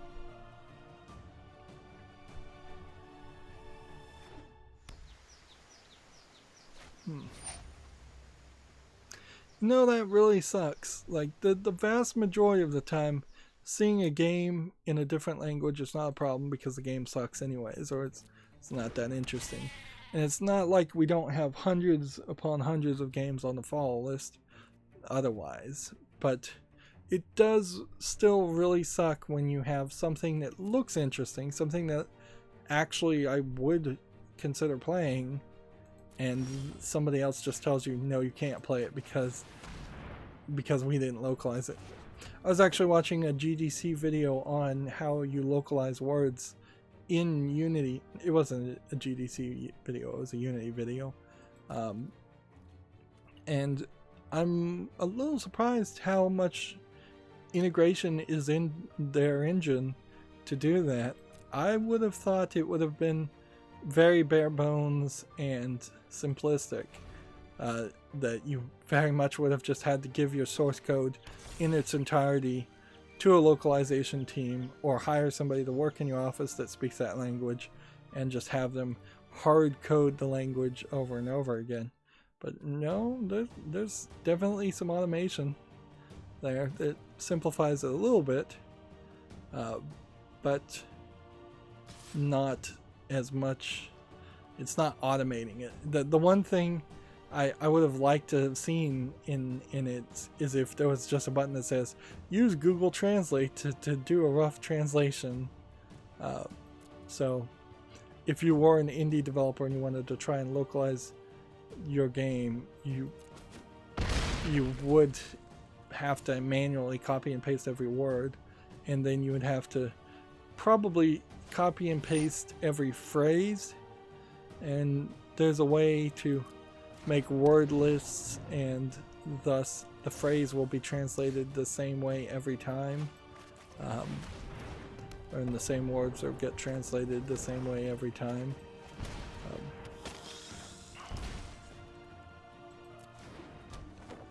Okay, I might be able to win here, but it's gonna be hard.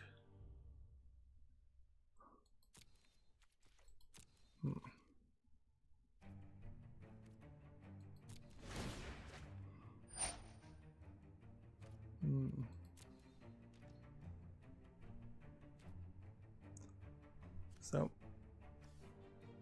moving on, we have a game on Steam called Tiny Bunny, which looks like it is a horror, black and white, point and click adventure. Yeah. The video sells it, I think, a lot better than the screenshots do. Yeah, it seems like you go through kind of a story here. Might not even be really a point and click adventure, it might just be a visual novel story. But yeah, I think this is... Man, that is just horrific, the way they drew that. I think this deserves to be on the fall list. It's also free to play, so it's English and Russian. I'll put it on the fall list. I guess if it's free to play, though, I probably won't ever actually play it. But I'll check it out there. And yeah, it might be a low effort story or game. Might be 5 minutes of content, but even if it was 5 minutes of content, being free, I don't know what the scheme there is.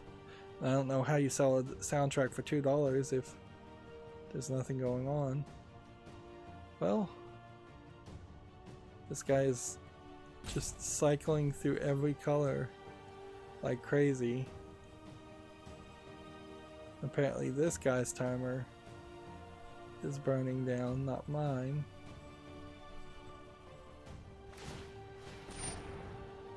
Let's see.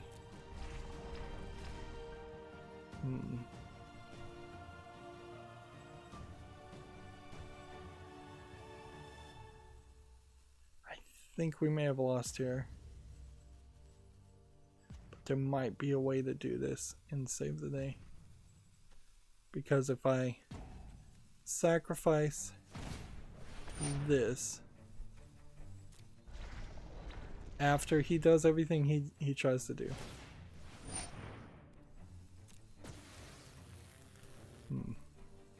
So we've now got trample and haste.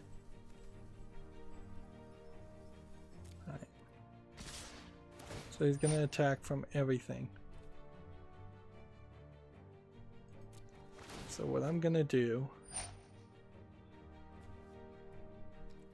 is block with this on that, and then block with this on that.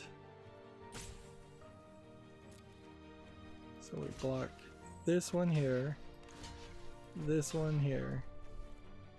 click block. Then we activate this to sacrifice that. But all this is really going to do is save me one turn. And then I'll just lose the next turn.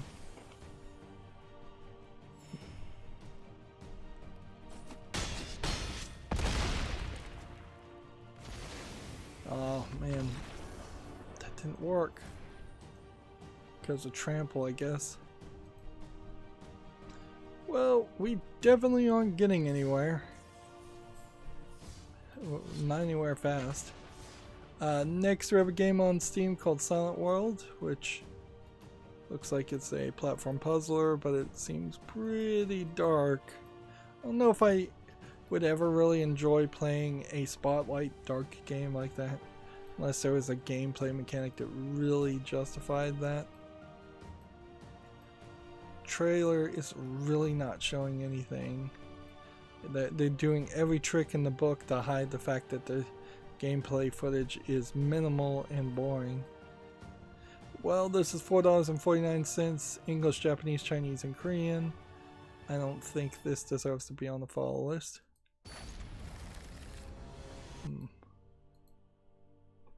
Man, I need to fix that audio. Hopefully before Monday that audio issue will be fixed. Gamatsu has an article here.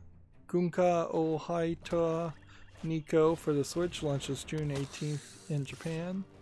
This looks like this is a young maiden romance visual novel game. From the looks of it, an otome game.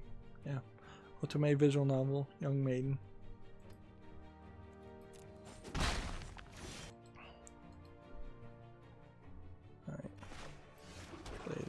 Play this. Next. No attacks in turn.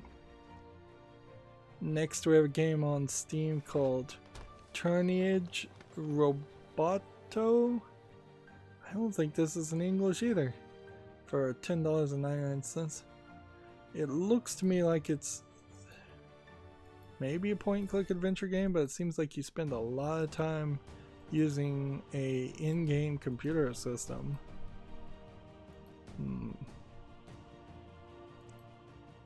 Says only the Polish version available. It's in Polish.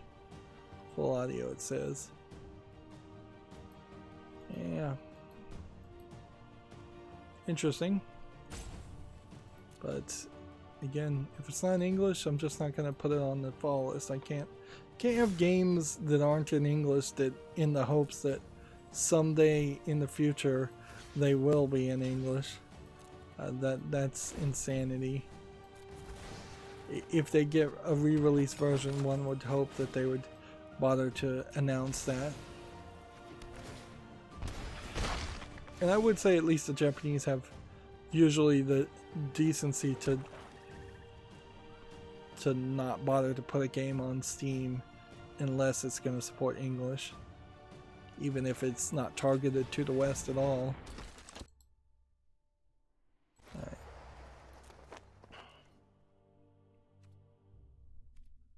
No attacks in turn. Next we have a game called No Isis, and then a bunch of Asian characters. This looks like a dark horror visual novel, although it's tagged as an RPG free-to-play game. Yeah, here you have the cute moe art style of anime girls being contrasted with a horrific murder scenario by the looks of it.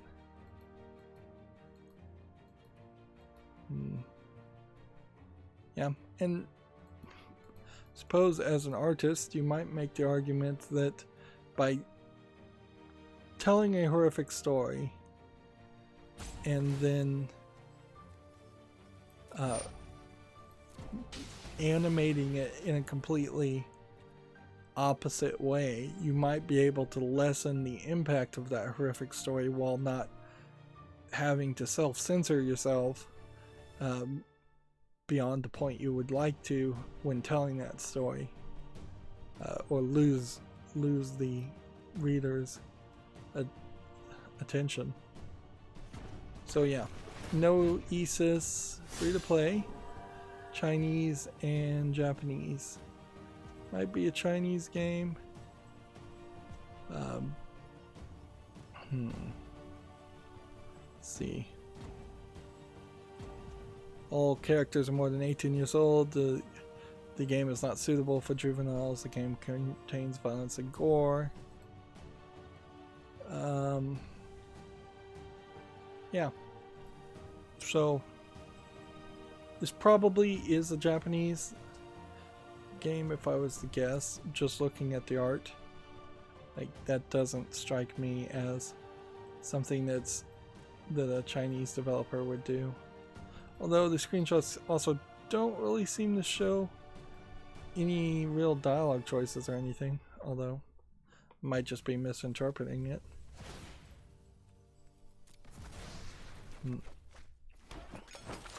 The anime Magical Modica in particular did that trick where they were using young looking moe art style on the characters and then telling a very dark story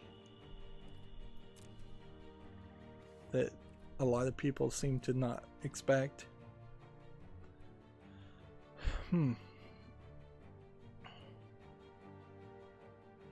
Guess I can attack with this one? Boy, am I just moving slow. Yeah, this is just the feeling I keep getting, is that, boy, that I'm just moving slow, moving really, really slow. Here we have a game on Steam called Dreamfly. It seems like it's a game where you just fly around. Is it a VR game? Yes, it is. It's early access. It's free to play. It's English only. Check it out if you're interested. There's probably been a couple of these games, and I wouldn't be surprised if there was just like some new tech demo, and people are just asset flipping this new tech demo.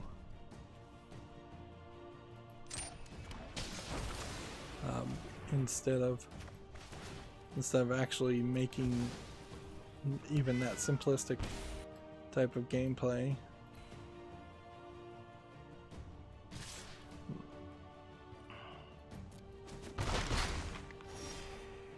Come on.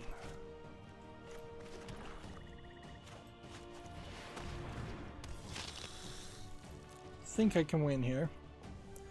Next we have a game on Steam called Vaster Claws 3 Dragon Slayer of the God World, which that's a long title for what looks like a Chinese RPG tactical game. I don't even know what you would call it. $17.99 discounted English and Japanese. Ooh, I was wrong about that. I don't even know what the gameplay here is. I just see a bunch of menus. But yeah, there's just a whole bunch of menus, which makes it way too complicated for my interest. Alright, do I want to block any of those? I don't think so. Not this turn, at least.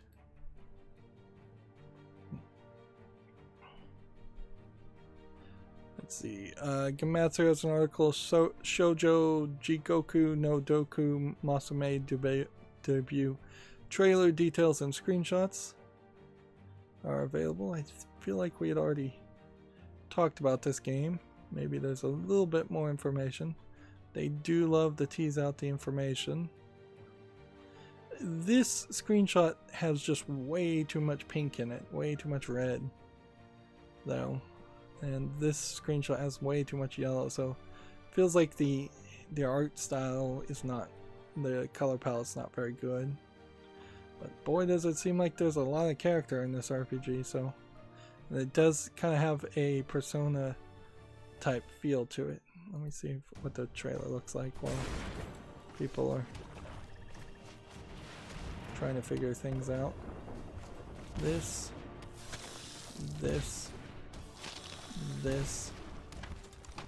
this. This. Got him.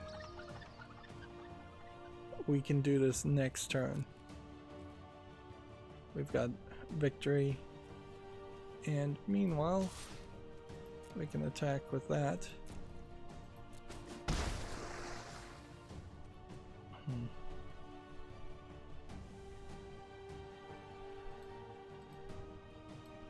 I'm jumping through the trailer, which I started playing and then immediately turned my eyes away from.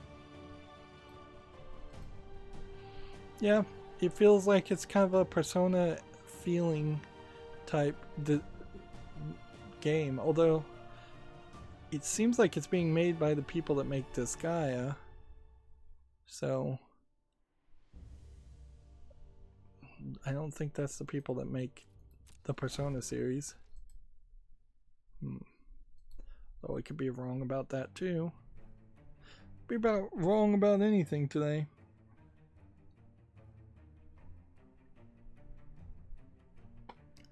Next we have a game on Steam called Infinity Heroes. It looks like it's some kind of massive multiplayer card battler, if I was to guess. It seems like some basic cards that you play against each other. Early access, $19.99, English full audio. It's available for mobile and PC, which is better than Magic Arena was able to do. Still don't have a mobile version of that.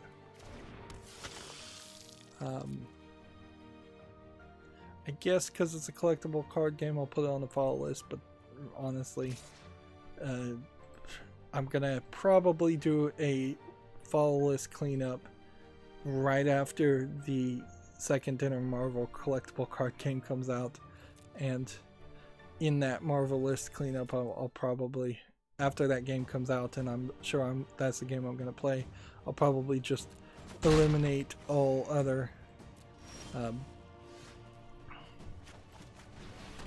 all other collectible card games and not even give them a chance. I don't even know if I need to do this, but I'm going to do this just for safety's sake. So here we go. 1, 2, 3, 4, 5, 6, 7, 8, 9, 10. Is there one we want to get rid of otherwise? I mean, ideally, I guess you want to keep this Vindictive Vampire alive. If you have 11 or more cards. So that's 31 damage.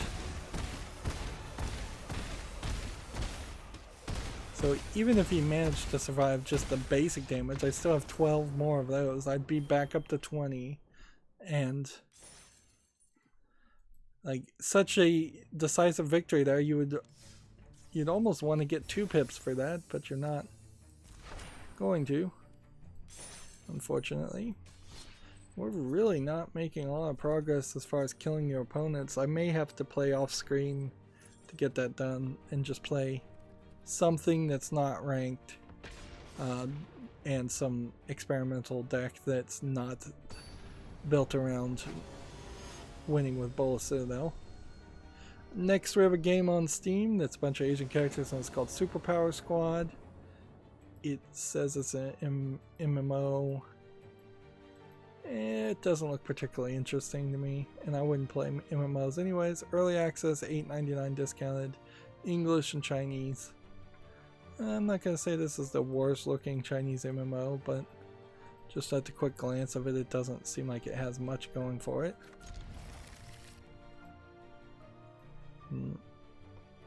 Gamatsu has an article here, Root film delayed to July 30th in Japan, no longer April 23rd. We're almost approaching a point where games being delayed starts to not even be news, but it kind of always will be news as long as the date actually is being mentioned, or the fact that it's being delayed is being mentioned, even at that, because that is actually information people would like to know. Even if every single game gets delayed, it's still required reporting. Next, we have a game on Steam called Dimension Reign, which looks like another card-based battler. Looks more like a Slay the Spire clone than a collectible card game. It's early access, but English is not supported. $16.09, Japanese only. Discount to $16.19. So, since English is not supported in that game, I can tell you it's probably not going to get enough of a player base, and it's certainly not going to get my attention. Alright. Play this so we can start getting some hits in.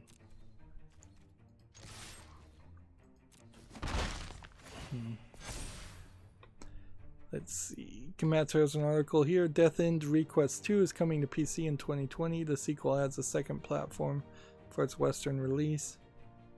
I'm not sure if Death End Request is actually a decent game, or Request 2 is actually a decent game. It might be that the first one was good and the second one is bad. I do recall there being at least one Japanese RPG looking game that was like that. Although that was not a recent game, I don't think. Next we have a game on Steam called Terra Incognito, Antarctica 1911, which seems like an Antarctic survival game, which at the very least this is a different idea.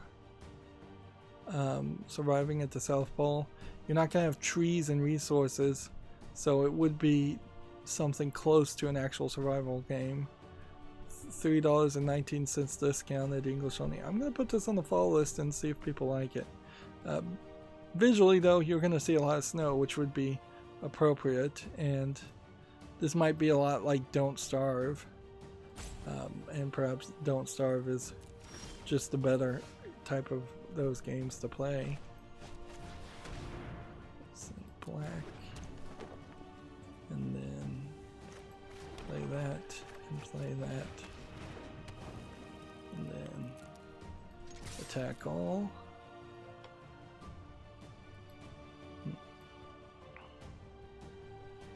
Next we have a game on Steam called Submarine Titans, which looks like a 90s real-time strategy game. Yeah, I don't want to play an RTS underwater. There's nothing visually impressive about this. $4.99 English only. Yep, I'm just going to skip that.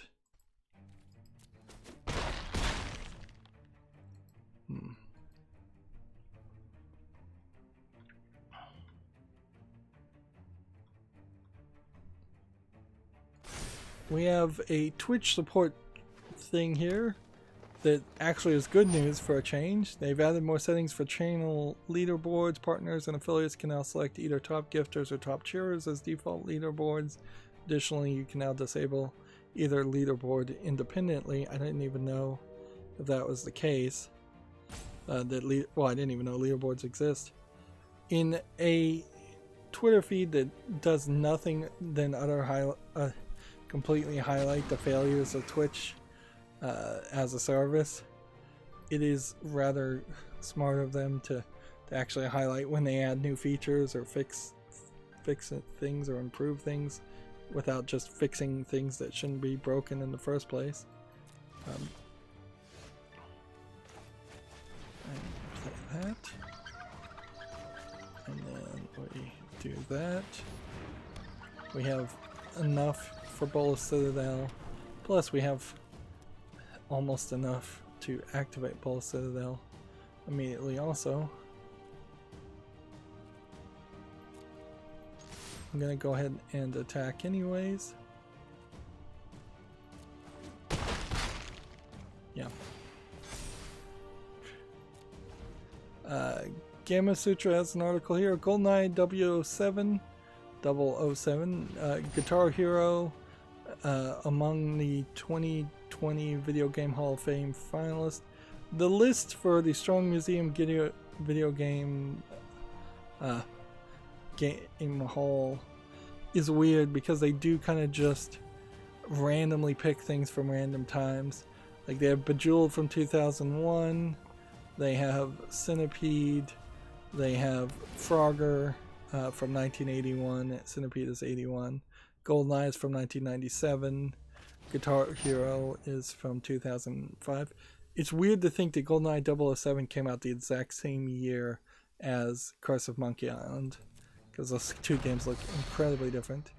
King's Quest is from 84, Minecraft is from 2009, NBA Jam is from 1993, Nokia Snake is 1997, Super Smash Bros. Melee is from 2001, Uncharted 2 is from 2009, and Where in the World is Carmen Sandiego is from 1995.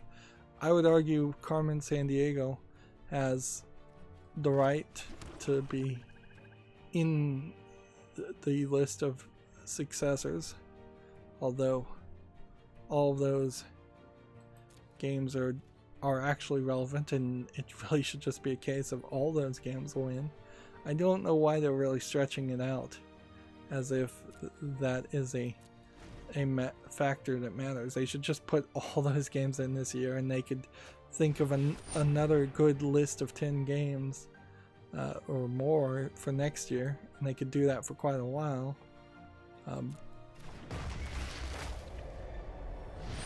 Like you're really comparing apples to oranges. What does this do? Create a 8/8 blue Kraken creature token with hexproof. Sweet. That is way too good of a card, even at 7 mana. Alright, well, that has hexproof, so let's go ahead and tap that one. And that's all we can do.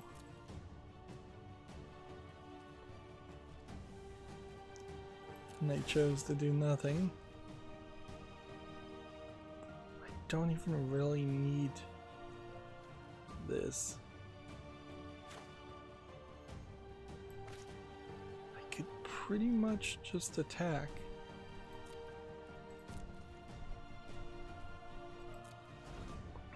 TechRaptor has an article here. Project Genesis brings Stellar Shooter and Space Combat to Steam this April. Interesting robot girl skin. FTL and first-person shooting combined. This is one of those hype articles. Maybe there's something there, though. Like, they probably do need a good 2 or 3 new first-person shooter type games. Oh, he wrecked me. Tap all non-land permanent opponents controls. They'll untap during the controls. Wow, that card is game over effectively. Wish I had that card. I even have the deck that it would go in.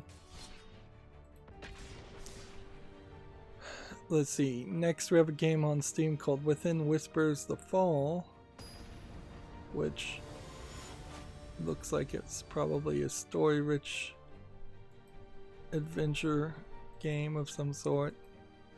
Animation doesn't look amazingly great. Kind of feels like something that Big Fish Games would put out with as just a hidden object game. $14.99 English full audio. I'll put it on the follow list, we'll see. And then I would have to double check to make sure that the fall isn't just episode 1 of a longer series.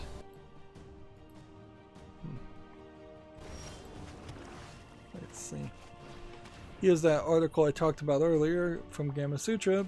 GameStop bumps the Doom Eternal release to cut back on in-store crowds. Let's see. So they broke either street date by releasing it on the 19th, or they had already planned to release it at a different time than street date, which would seem pretty crazy. So it does it does seem like GameStop might be pissing off the Doom Eternal creators. But I think they're just so desperate now that they don't care, and I think they probably won't get sued for breaking street dates there during that time. Although, on the other hand, it is ZeniMax that owns the creators of Doom now, so ZeniMax is extremely litigious. Moving on, we have a game on Steam called Sector 40, The Soviet Legacy. This looks like this is a dark screenshot horror game. Just a low effort horror game for $17.99, English full audio. I'm not even going to bother to put it on the follow list.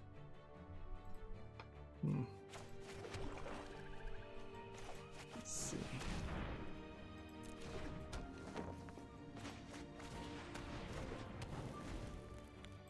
I see the beginning of the end, but it's still quite a far away away. Next we have a game on Steam called You Are the Best Egypt Chapter. Looks like an RPG Maker game, and I have definitely not seen any series called You Are the Best. $2.54 discounted, English full audio. Does this say? You are the memes with the courage and wisdom. Yeah, apparently this is straight up a troll game, if I was to guess. Or joke game, if you want to call it that.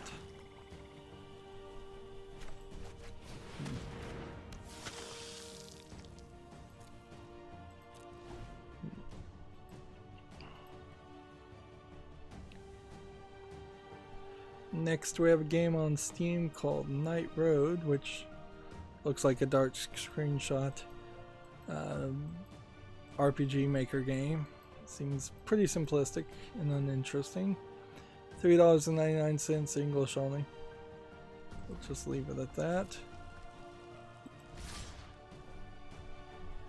Trying to burn through all of this. Gamma Sutra has an article. Razer will start manufacturing surgical masks. A lot of people say they're going to be manufacturing things. The real question is how effective can they manufacture things? Are we going to just have a bunch of defective things that don't really work? Are we going to very possibly spread the COVID-19 infection because of poorly tested, poorly designed products?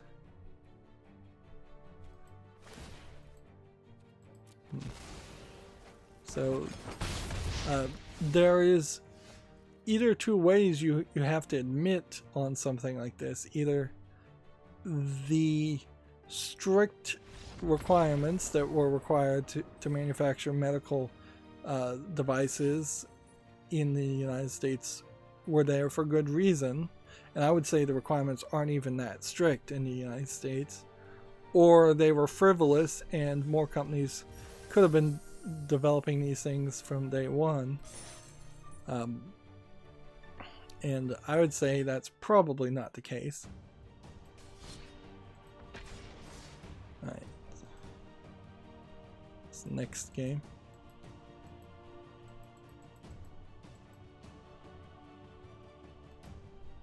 This next game has some magical steam, often used in animated things to hide nudity.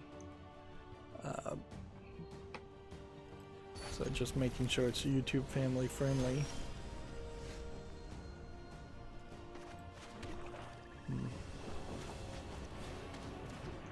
So next we have a game on Steam called Magical Charming Chronicle 0, and it's a bunch of anime moe girls and a visual novel. Although a lot of the text, there seems to be some other kind of system there, a kind of battle system, taking it away from just a visual novel. It's tagged sexual content and nudity. All girls as usual, are drawn to be 18 years or older. English is not supported. It's free if you want to try it though, but it's only Chinese. That's weird. Oh, no, it's also Japanese. Like, I was thinking, wait a minute, why would it only be Chinese and drawn this well?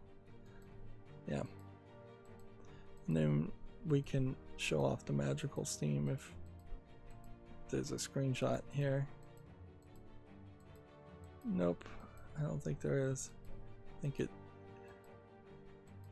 But yeah, here's the magical steam covering up everything. And the charming, I think, is kind of a mistranslation from Japanese. It's kind of like a darling moniker. A lot of times. But maybe it's not being mistranslated in this case. Because the phrase magical charming does kind of make sense.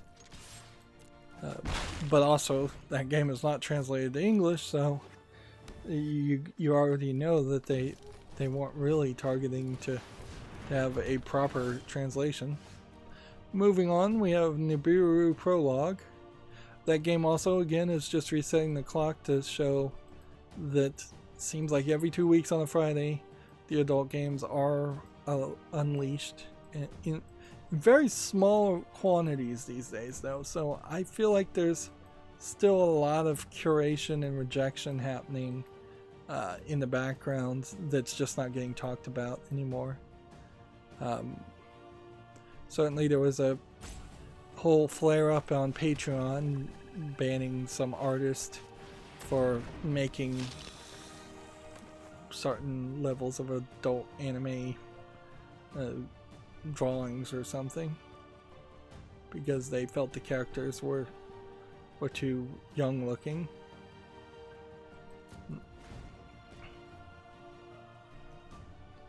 And yeah, there was a bit of a backlash there. Patreon in particular is getting more and more political with who can use it and who can't. And it will almost certainly just be a matter of time until before there's a major competitor to Patreon out there instead of several minor competitors. Well, I'm doomed. Because if I don't attack,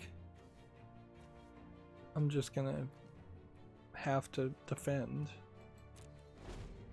But I guess we'll see what happens here. Next we have this game called Nibiru Prologue. This looks like just a low effort asset flip first person shooter. Like, there's no enemies they're really showing you other than a plant maybe that you can pick up. And yeah, the menu is a mess. Looks like it has survival elements. It's free to play. It's English and Russian. Yep, nothing looks that good. I feel like Nibiru is a name of one of these Star Wars places. Right. Creatures must be blocked if it's able to do so.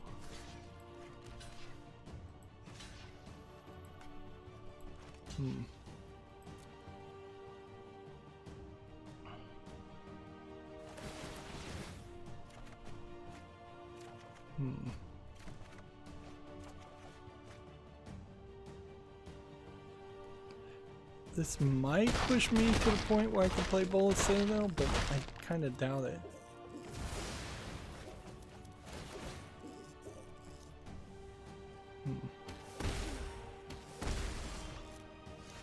Right. Can I play Bola Citadel right now? No. Can I play Bola Citadel right now? No. I can do that. We could have done this first. Then we could have done this.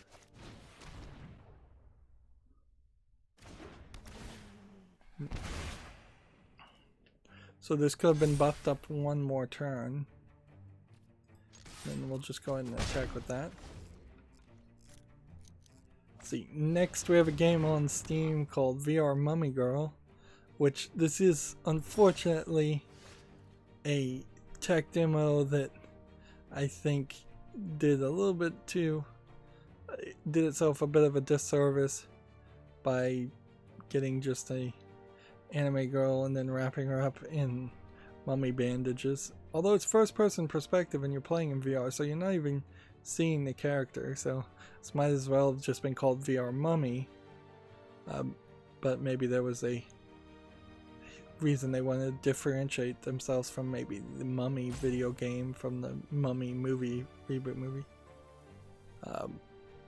Yeah, you kind of don't even see her even in the logo. She's just all wrapped up.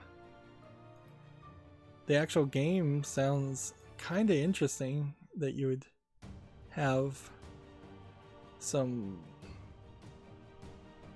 swinging abilities and movement abilities using mummy wrappings. It's $4.99. It's English and Japanese. I'm going to put this on the follow list and see if people actually like it.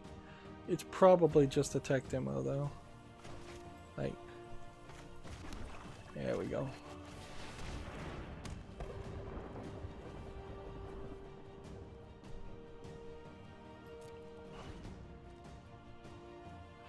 Still totally screwed up.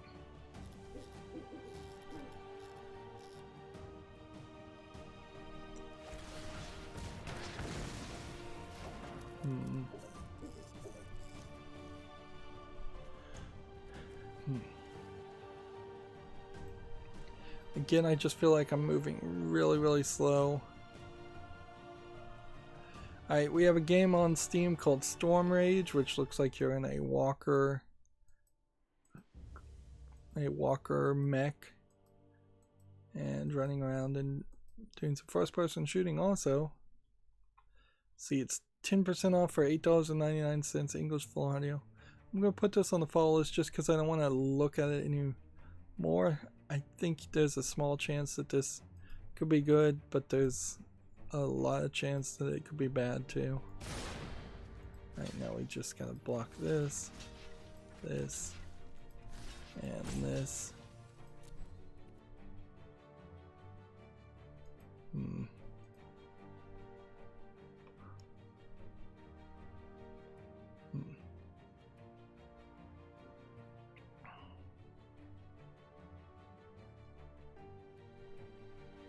Okay. We gotta play Bola Citadel. And we've gotta hope that we can succeed. Put that on the field.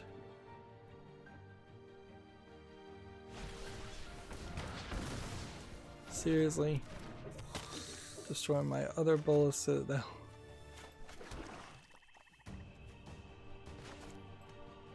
Right.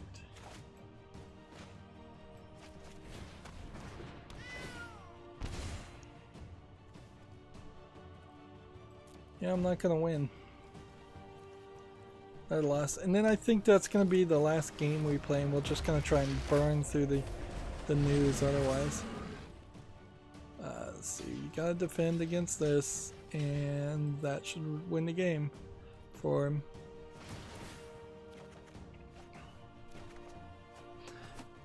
I wouldn't mind if there was a few games left over from Monday, so maybe I'll kind of curate the bad games and leave the good games. We've not made really any progress today. Particularly 8 out of 25 opponents' creatures have been killed. 6 out of 15 wins.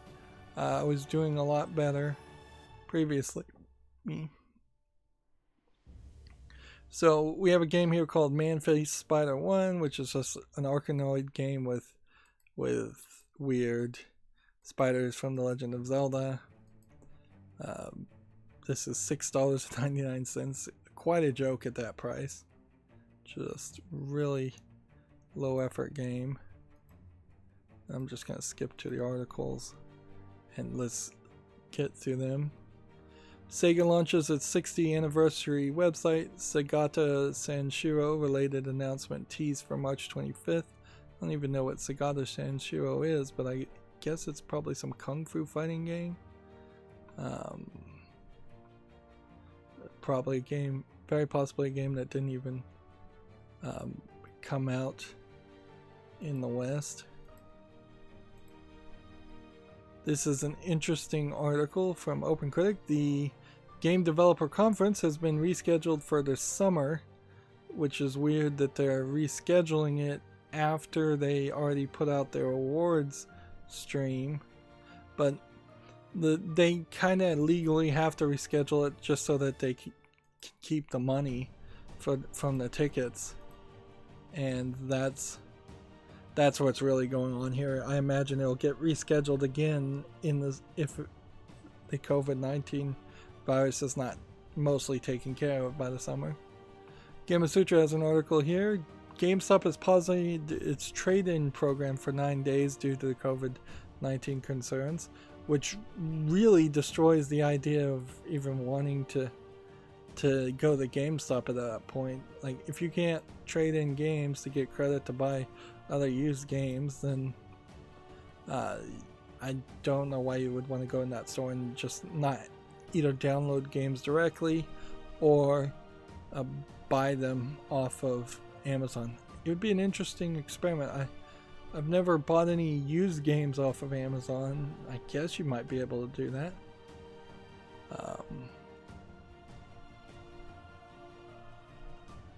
Let's see. 16 hours ago, Magic Arena put this very weird, stupid question. So you're sitting at your computer playing MTG Arena, and the Jace puppet pet suddenly pops out of your screen. He dances across your desk and chants, "Choose one discontinued snack and I will bring it back." What snack do you choose? This just like a total BS ridiculous thing for MTG Arena to post, and doesn't have anything to do with Magic at all. And then they respond to themselves. Mine would be those Lunchable dessert things where you decorate a brownie and put frosting on a cookie. It seems like they let the intern in charge of the Twitter feed or something, because we really haven't seen things like that before. They've been fairly professional. They've been hyping up a lot of streamers on this stuff, but they really don't mention anything. They're going to do some scheduled maintenance on the 19th, so let's see. That whatever scheduled maintenance they were supposed to do didn't fix the audio issue. But yeah, just kind of unprofessional and not a good way to promote your brand. And that, yes, I know they've got this new advertisement that they've been trying to get by this, and you get these unsanctioned lands and the puppet all together from the store. What does that cost? If we can jump over there. Bundles. It doesn't even seem like that's being announced. So they're saying there's supposed to be some bundle here where you would get this and these and this all together. But I don't see that bundle. Maybe it was the Historic Anthology 1. Oh yeah, I already bought the Historic Anthology 1, so it's not even showing me that bundle. Moving on, TechRaptor has an article here. Fairy Tail delay lets the studio add new arcs and characters. Which, okay. Again, I'm not sure if the Fairy Tail anime is particularly popular. It's popular enough. They're actually, the manga writer of the Bleach comics had a spin-off comic that he's revising called Burn the Witch, which it's kind of weird to hear like there's anything more to be done with the Bleach series. Back when that was super popular, or as popular as any anime can be. Gamma Sutra has an article. GDC organizers plan a new 3-day GDC summer event for August 5th and 6th. That's the actual dates, in case you're interested. Gamatsu has an article. 2D platformer Winja is coming to the Switch March 26th. Do we have a video of Winja so we can kind of see what it is? It looks like it's not too much of anything that would interest me. It kind of feels like Ori and the Blind Forest and another platformer where you're jumping around would be kind of irritating. But then it also seems like you play as a cat, and that as an idea might be cool. And it seems like it's all about the platforming with no battle, and I don't know if I really would want that. Like, I would probably want some balance where I could stay on the ground and attack some things easier, and take a break from just tapping the A button over and over again. Gamatsu has this article. We talked about this. Shadow Man Remastered has been announced for the PS4, Xbox One, and Switch. The 1999 released action adventure game goes 4K. This Shadow Man series is owned by Valiant Entertainment as a comic book series. This is the Shadow Man Remastered logo. It looks a lot like the original thing. Unfortunately, they don't have any like trailer. If this is the way the game is going to look, then that is going to be a medium, a minor remaster to the original game, because this is pretty much the way the game looked originally. It was very dark in story and dark in what was being shown. Very low polygon ish. You spent almost all of your time in the game in hell. So one would hope that these are not indicative of what the game is going to look like in the remaster really redoes the graphics, because otherwise it's going to be crazy.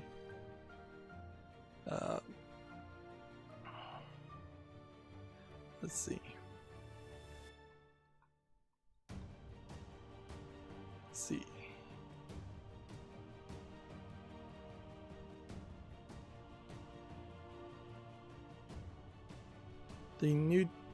The title is being updated using Night Dive's proprietary KEX engine, which has been used to restore classic video games across all digital platforms, including System Shock Enhanced Edition, Turok 2, Seeds of Evil, Blood Fresh Supply, and Forsaken Remastered. So their proprietary engine probably makes it fairly easy to remaster games of a certain age. Let's see, Gamatsu has an article here. Romance visual novel E-School Life is coming to the PS4, Switch, in Japan on June 25th. Another romance visual novel. I definitely would be excited to play Shadow Man Remastered, even if it really wasn't remastered. Like, I think I already own that game, so ideally I'd get that for free. But I wouldn't be surprised if they try to charge me again. But I do definitely want to play that game a second time and talk about it. Play it for the first time when it would be actually age appropriate for me to play it. Next, we have a TechRaptor article. 7 games from PAX East 2020 to add to your wish list. So what are the games they're talking about? Panzer Paladin Suits Up. That doesn't look particularly interesting. Bonfire Peaks doesn't look particularly interesting. Red Wings, Aces of the Sky. They don't. It's just going to be a shooting game. There might be something here of some interest, but it looks like it's focusing on the Switch. Cyberhook doesn't look that interesting. Shiny brings something new to beat 'em ups. See, the problem, or Shing was the name of that. The problem with PAX is this in a nutshell, that the games that get announced at PAX are always these weird, super indie games that get no other promotion. They're kind of anti-hyped compared to every other game that seems to be really, really hyped. Then we have Colt Canyon. It's a Western pixel art game from the looks of it.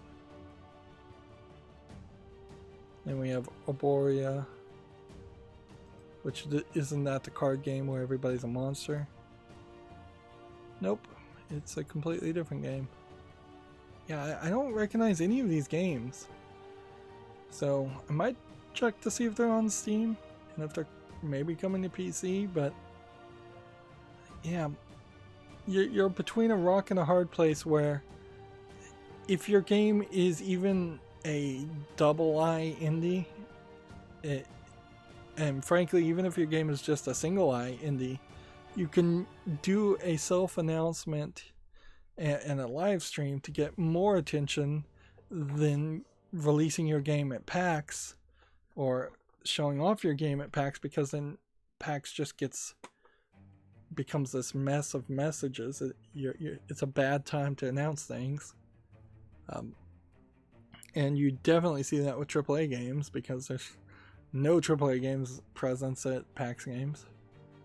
PAX events are kind of not about that, and I don't think they're ever going to be about that. Here, Game of Sutra has an article. Miniclip has acquired the UK mobile studio 8 Pixels Square.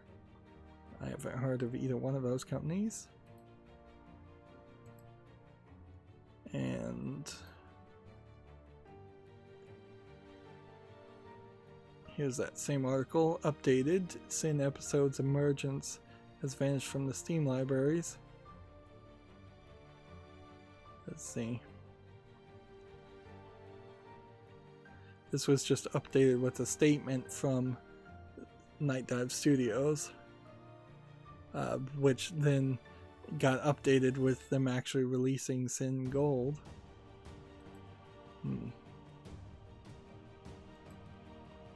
Now, I might be a little confused there. Maybe Sin Episodes is a different game than Sin Gold, so maybe they took down 2 or 3 different Sin games and they're in the process of re-releasing them all. Or maybe not.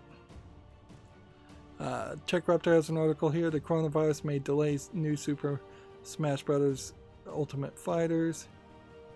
Of course, the creator of the Smash Bros. Series doesn't want to work on it, so that would be a great excuse not to. Let's see. Super Smash Bros. Ultimate, I thought was already out. So I think what they're really saying is new fighters in Super Smash Bros. Ultimate, because they were just trickling out new fighters, which honestly there's more than enough fighters already in the game, so a slight delay wouldn't be a big deal. Game of Sutra has an article. Afterthought is hiring an Unreal Engine 4 programmer. Are we up to Unreal Engine 4? I guess we are. Henderson, Nevada. I still thought we were using Unreal Engine 3. TechRaptor has an article here. Persona 5 Royale may be too familiar for fans, which is to say that it feels just like Persona 5 itself.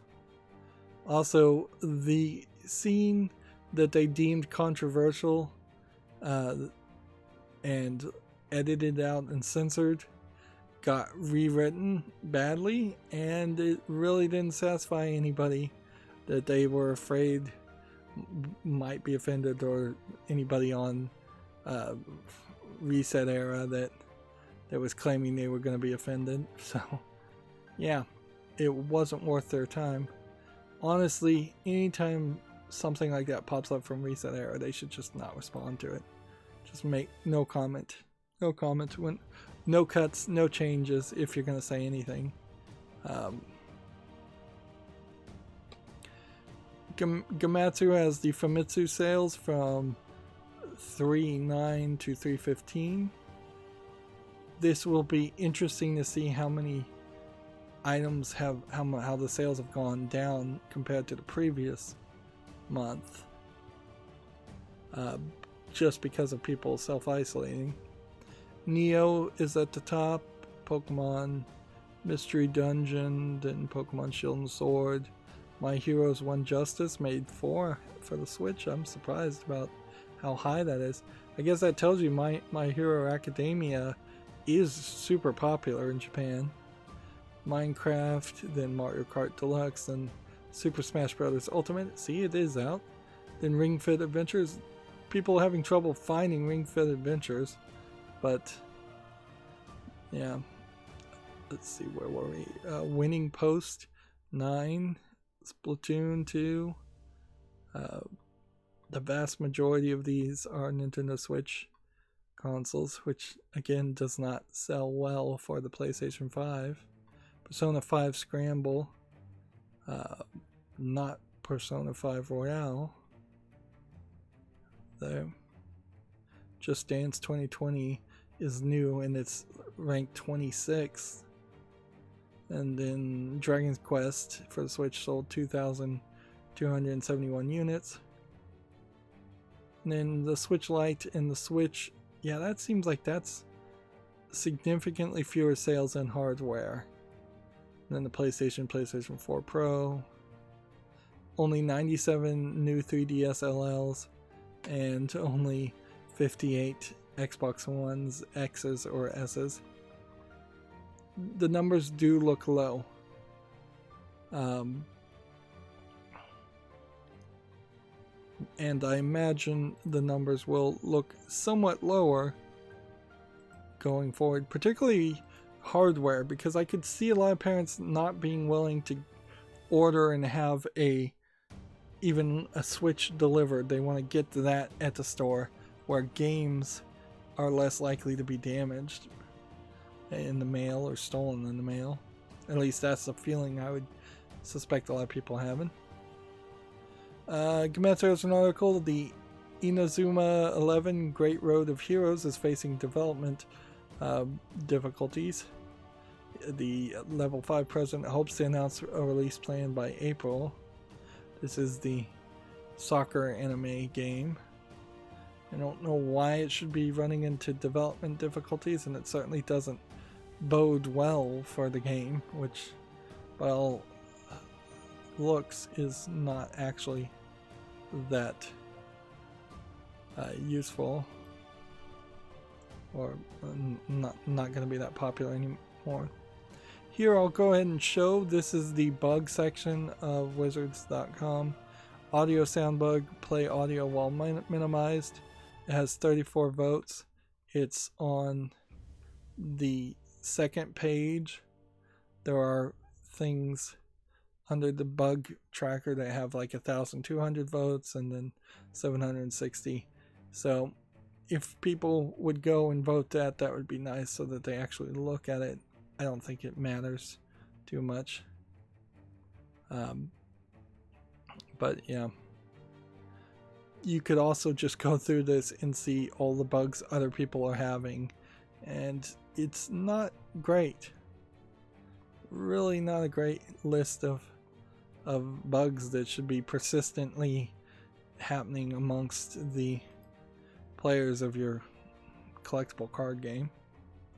I don't think I'm gonna get the Capcom bundle, and I don't think there would be like a 4th or 5th game bundle that would come out. So there's nothing on the Humble Bundle of interest. And I do have probably about 10 or 15 games that I'll curate. And then that brings us back to our Twitter feed. Streets of Rage is composed by Oliver Derrivere. apparently. I guess you know what? I'll just show that tweet and not even open that. So yeah, this person is composing Streets of Rage 4 for whatever that means. There's a 100 Doors game, Escape from School, came out on Steam. I'm gonna just name it because I probably will curate it out. Let's see, Square Enix implements a work from home policy due to COVID-19. I'm sure the Square Enix employees will appreciate that quite a bit. Let's see. What else do we have here?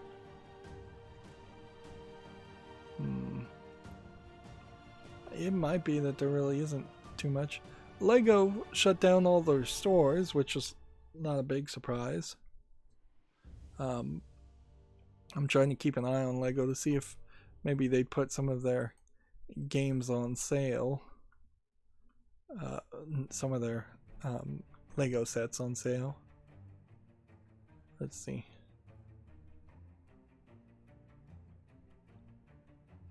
DayZ continues lurching forward, making Bohemia lots of money. It's an article. Carnegie Mellon University is holding a game design teaching track facility. Track faculty. Interesting. I wonder what the qualifications on that would be.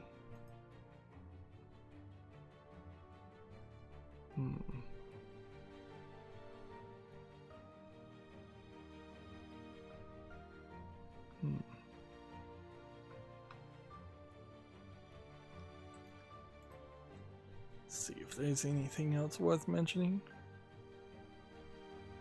All these pop-ups when you hover over things. I'd like a little bit more delay on Twitter. Call of Duty Modern Warfare 2 Remastered leaked by a ratings board. Which that's a bad statement for the Call of Duty series, because that means that they're focusing on old games instead of making new good games.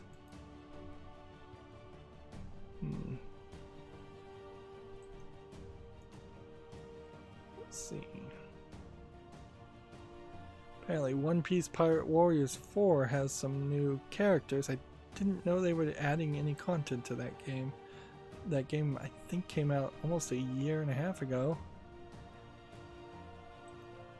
Or at least it feels like it's been a year and a half.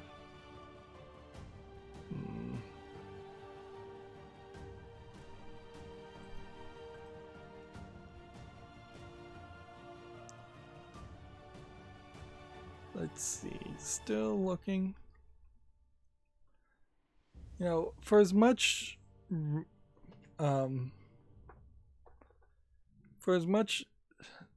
poop that GameStop gets for ruling itself essential retail and not closing down, they kind of have an interesting argument.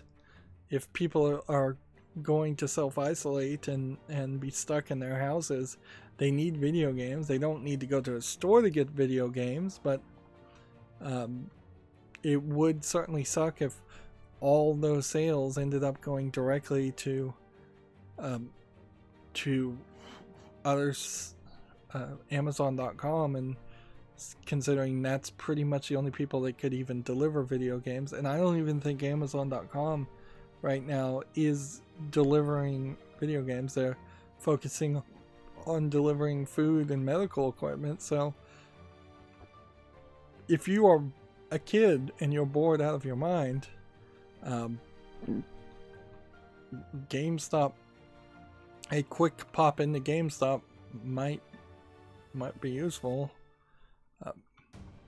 But there's better ways to do that, certainly.